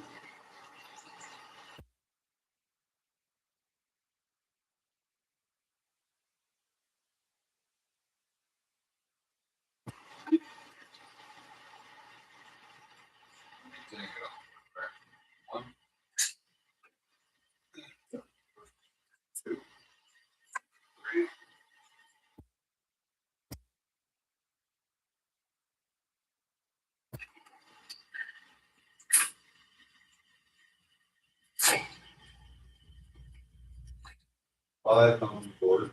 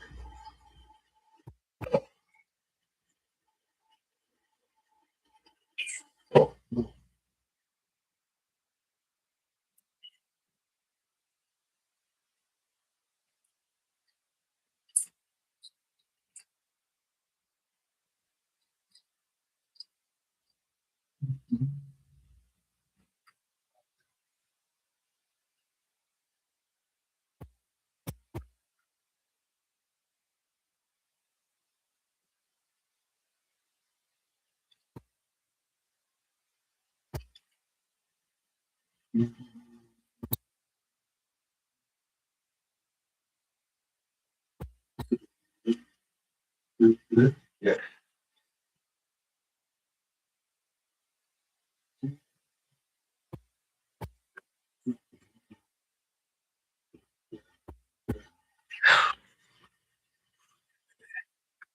Yeah. Bye.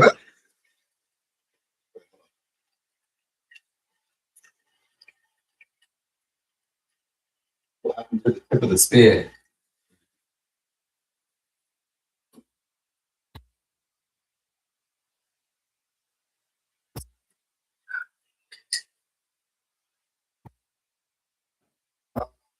Getting worse.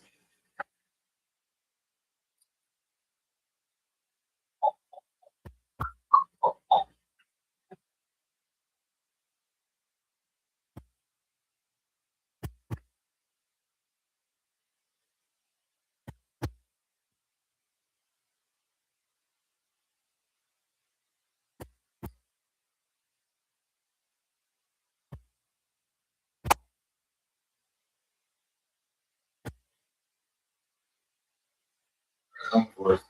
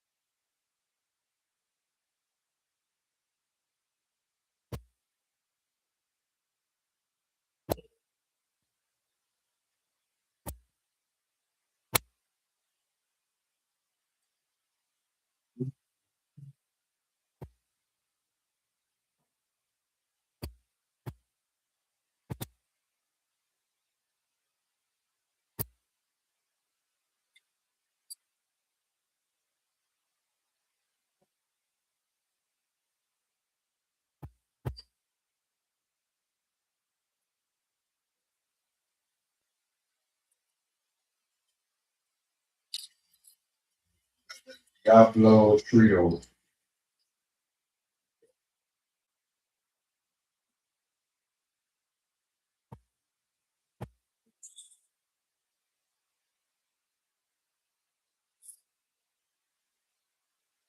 Black and red, black and red.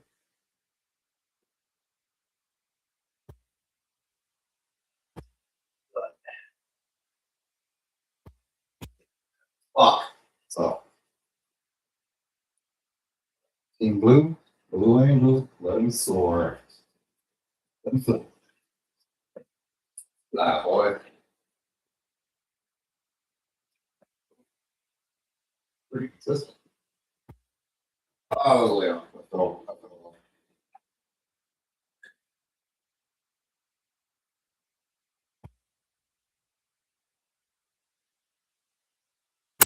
Feel it bones.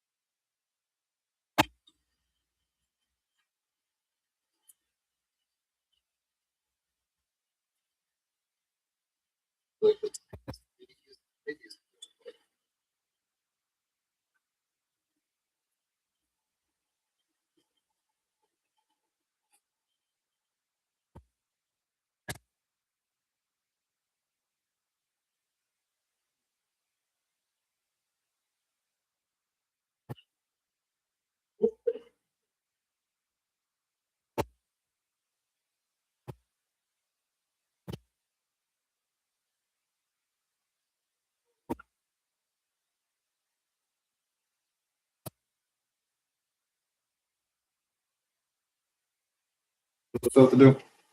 That. Couple of things. All right, I got it. Do one more thing, Darts, and I'll get back to work. We'll be done for the night.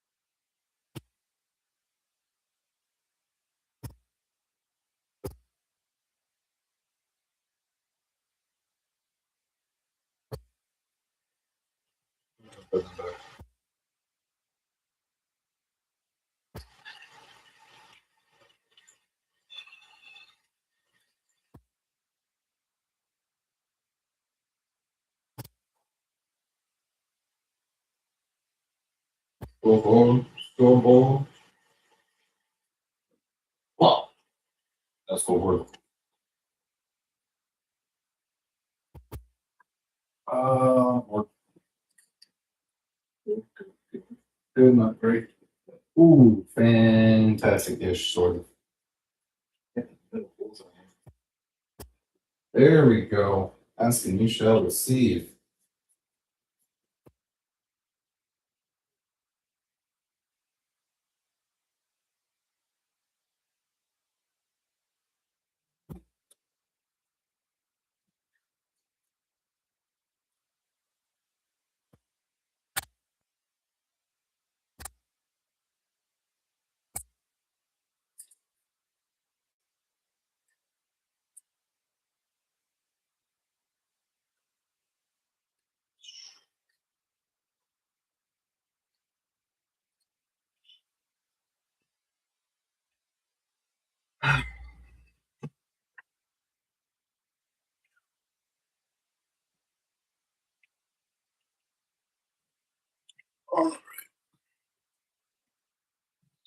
Do the interpersonal communications real quick.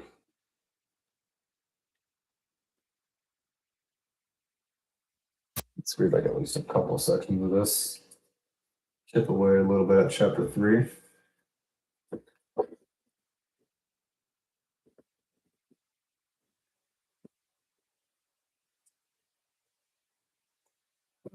I'm literally typing on the wrong computer. Balls. Little blonde moment there.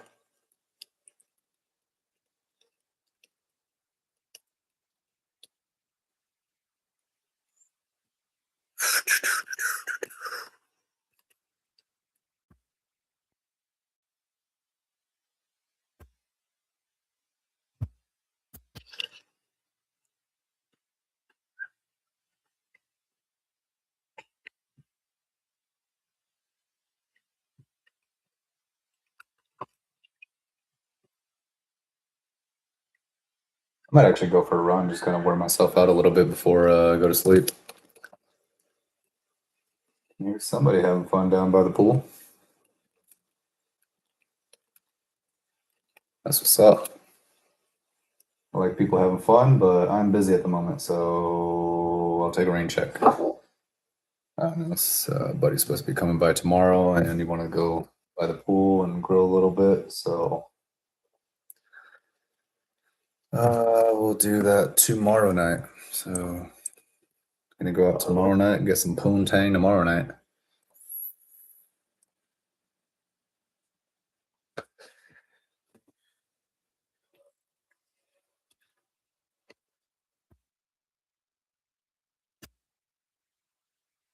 Picking up where we left off in Interpersonal Communications, Chapter 3, Self-Esteem and Communication. By this point, you may be wondering about this importance of self-esteem in interpersonal communication. Self-esteem and communication have a reciprocal relationship as depicted in Figure 3.3. Our communication with others affects our self-esteem and our self-esteem, and our self-esteem in turn impacts our communication with others. As such, our self-esteem and communication are constantly transforming one another. Communication transforms self-esteem, self-esteem transforms communication, and so on. All right, Figure 3.3, self-esteem and communication. As such, interpersonal communication and self-esteem cannot be separated.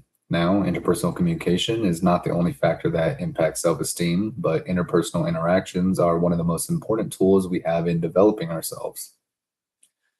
For the mindfulness activity, one of the beautiful aspects of mindfulness is that it has a positive impact on one's self-esteem. People who are higher in mindfulness may report higher self-esteem because of the central tenet of non-judgment.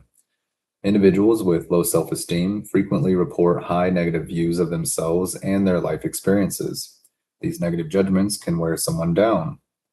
Christopher Pepping, Annalise O'Donovan, and Penelope J. Davis believe that mindfulness practice can help improve one's self-esteem for 4 reasons. Labeling internal experiences with words which might have prevalent people from getting consumed by Labeling internal experiences with words which might prevent people from getting consumed by self-critical thoughts and emotions. Bringing a non-judgmental attitude towards thoughts and emotions, which could help individuals have a neutral, accepting attitude toward the self. Sustaining attention on the present moment, which could help people avoid becoming caught up in self-critical thoughts and relate to events from the past or future. And finally, letting thoughts and emotions enter and leave awareness without reacting to them.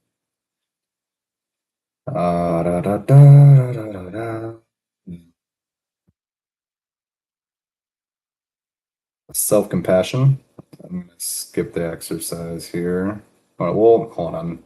I guess just examples kind of just get you thinking. So I'll kind of say this out loud for any potential viewers out there. I guess maybe it might help if I read through it. So for this exercise, think about a recent situation you were engaged in, where you engaged in self-critical thoughts. Playing darts.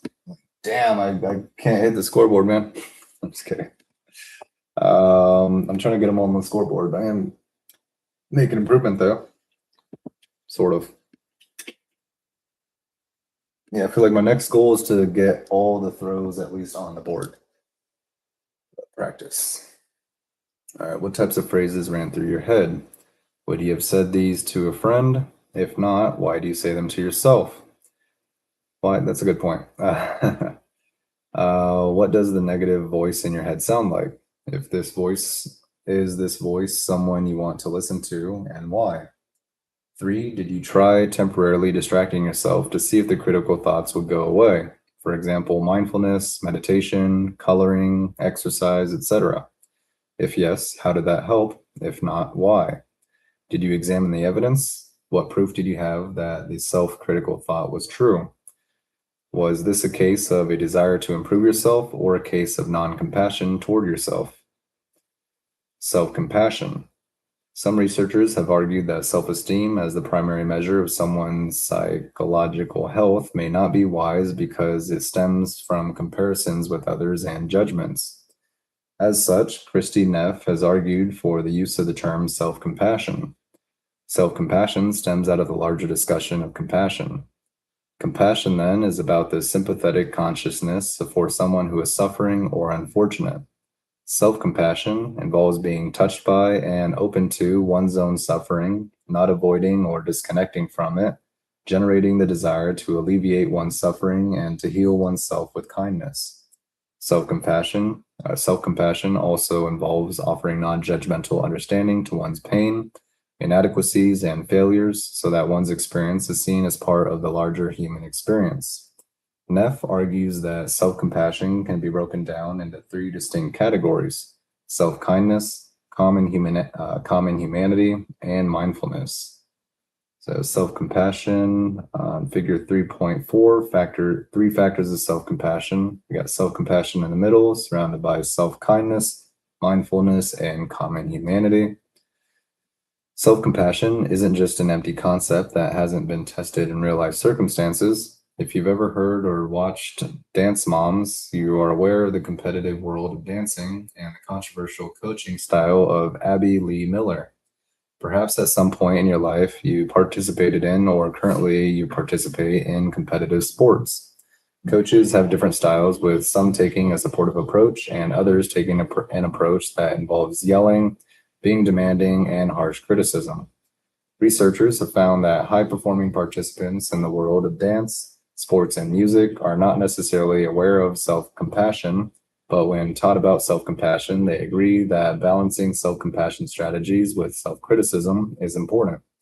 Athletes also believe that they need special training from their coach or specialist to develop self-compassion skills to practice during challenging moments when self-criticism is particularly likely to occur. We have self-kindness. I'm going to go ahead and end here.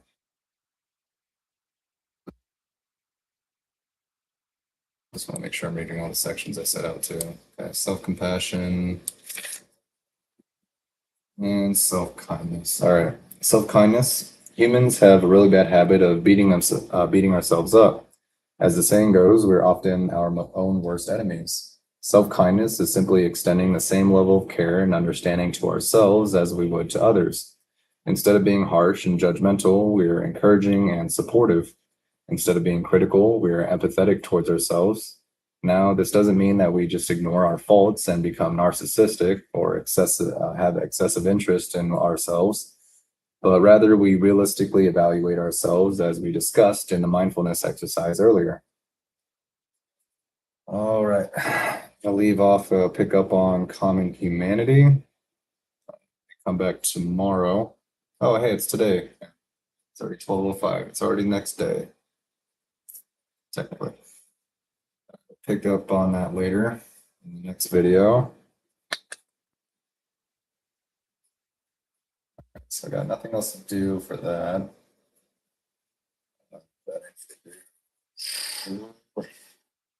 These three for sure. Another exam. Is that July 12th? I've seen July 12th, 11th, 12th. Okay, yeah, so it'll be tomorrow, I think, that exam's due. And then this chapter 2021 stuff, I really need to power through this tomorrow. So I think I'm going to really focus on accounting material tomorrow. Got to finish chapter 20, the reading, chapter 21 reading, as well as Smartbook and homework for both chapters, and then chapter 20 discussion and an exam. Holy shit. That's great.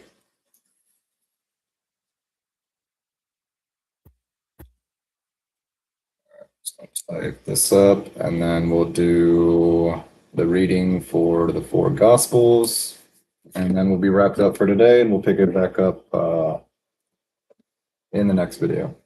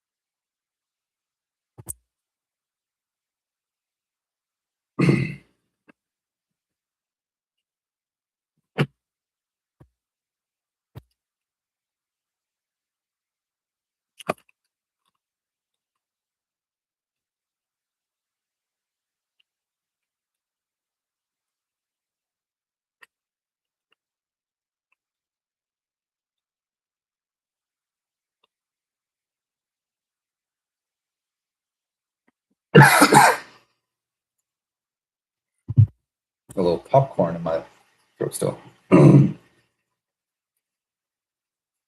damn, dude, something about that Harkins bag of popcorn is so goddamn good. I don't know. I have friends that don't like popcorn. I don't know. I thought that was weird. I was like, who the fuck doesn't like popcorn? I'm like, oh, yeah. People have different tastes. What is wrong with you? It's so un-American. You don't like popcorn? What? Where did popcorn originate, actually? What are the origins of popcorn?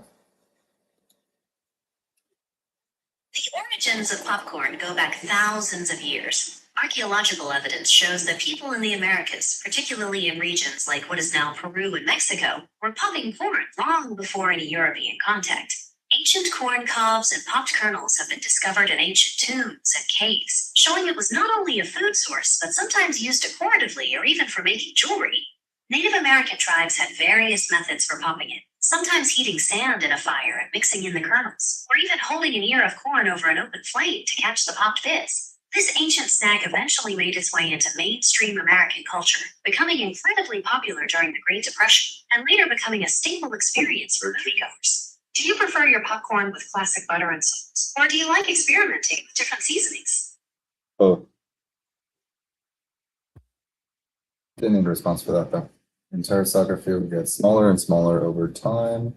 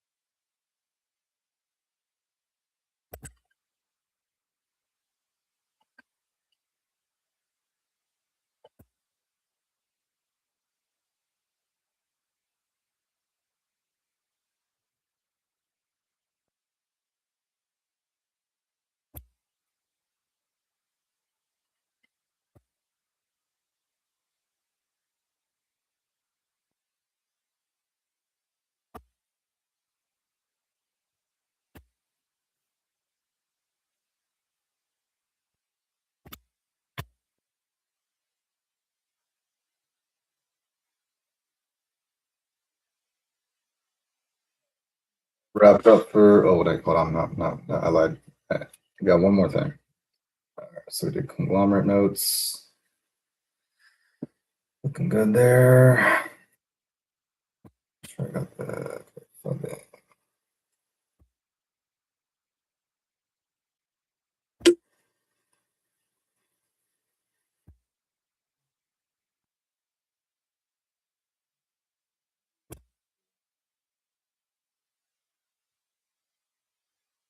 What was the last thing? Oh yeah, 4 Gospels. Okay, cool. Close that up. Let's buckle in. I obviously want to get more of the conglomerate notes typed up, but at the same time, I'm tired of shit right now. It's already 12:28 a.m. We'll read a passage real quick, and then we'll go for a run, come back, shower, brush my teeth, and crash out. Oh, man.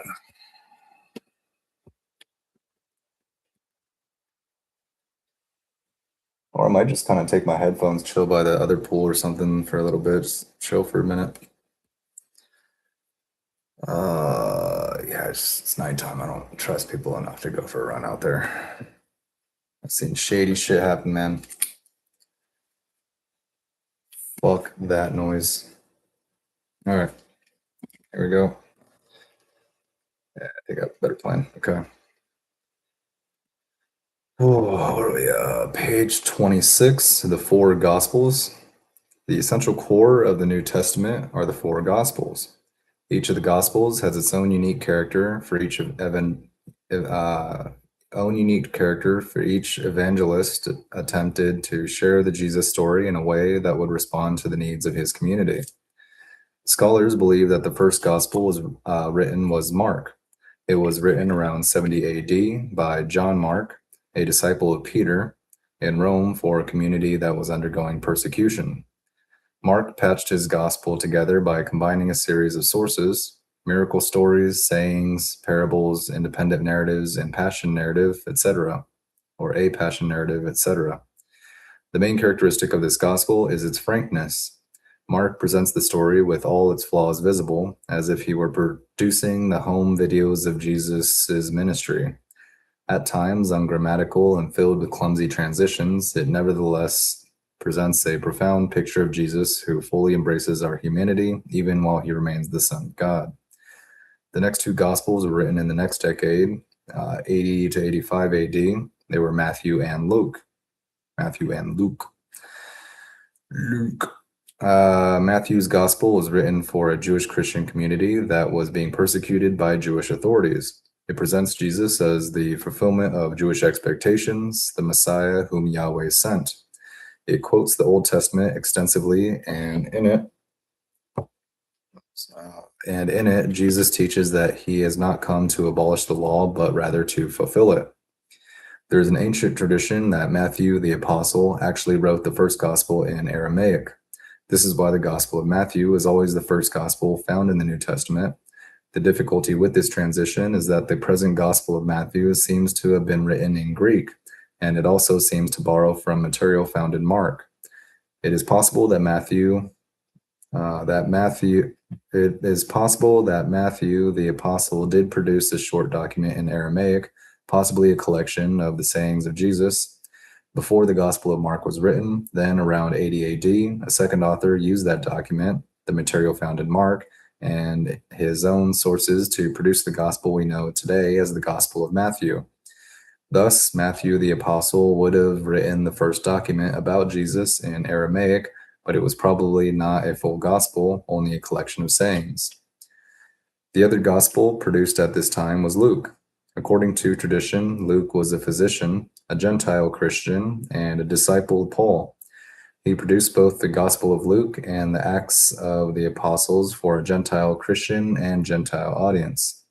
His portrait of Jesus is one filled with compassion.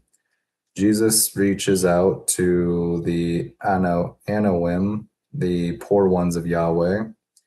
Anoim, the poor ones of Yahweh. They were the people who recognized their brokenness, the poor, sinners, foreigners, women, etc., and therefore embraced Jesus and his message. Why are you saying women, including all the foreigners? Were those all like bad back then? Well, I mean, like, seems weird how they perceive that as like a negative thing, but people in power wanted to seem better than others and do go about that in weird ways. And therefore embrace Jesus and his message. Both Matthew and Luke contain a story of the infancy of Jesus. Mark, the first gospel, did not. It began with Jesus' baptism in the Jordan by John the Baptist. A group of heretics called the Adoptionists argued that this was when Yahweh had adopted Jesus as his son. This is why Matthew and Luke show that Jesus was already God's son when he was conceived. The last gospel, John, would take that argument one step further and speak of Jesus already being God's son in the beginning. Matthew, Mark, and Luke are collectively called the Synoptic Gospels. The word synoptic comes from two Greek words which mean with and eye, implying that they saw their material from one eye or one point of view, for they are so similar in the way they present their material. Synoptic, like syn means like combine or like synergy, like combine or bring two things together, and then optic, like being able to see things from different angles and merging those. All right. Going ahead and stop there. Tired. Ooh.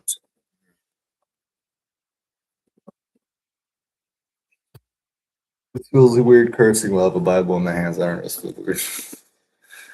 2.5 hours, not too bad. Got quite a bit of time in today. All right.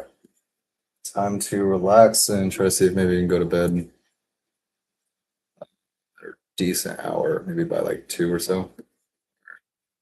Picking it back up tomorrow. Still plenty to do, man. Plenty to do. All right, we'll pick it back up tomorrow. You guys have a good night, and see you in the morning.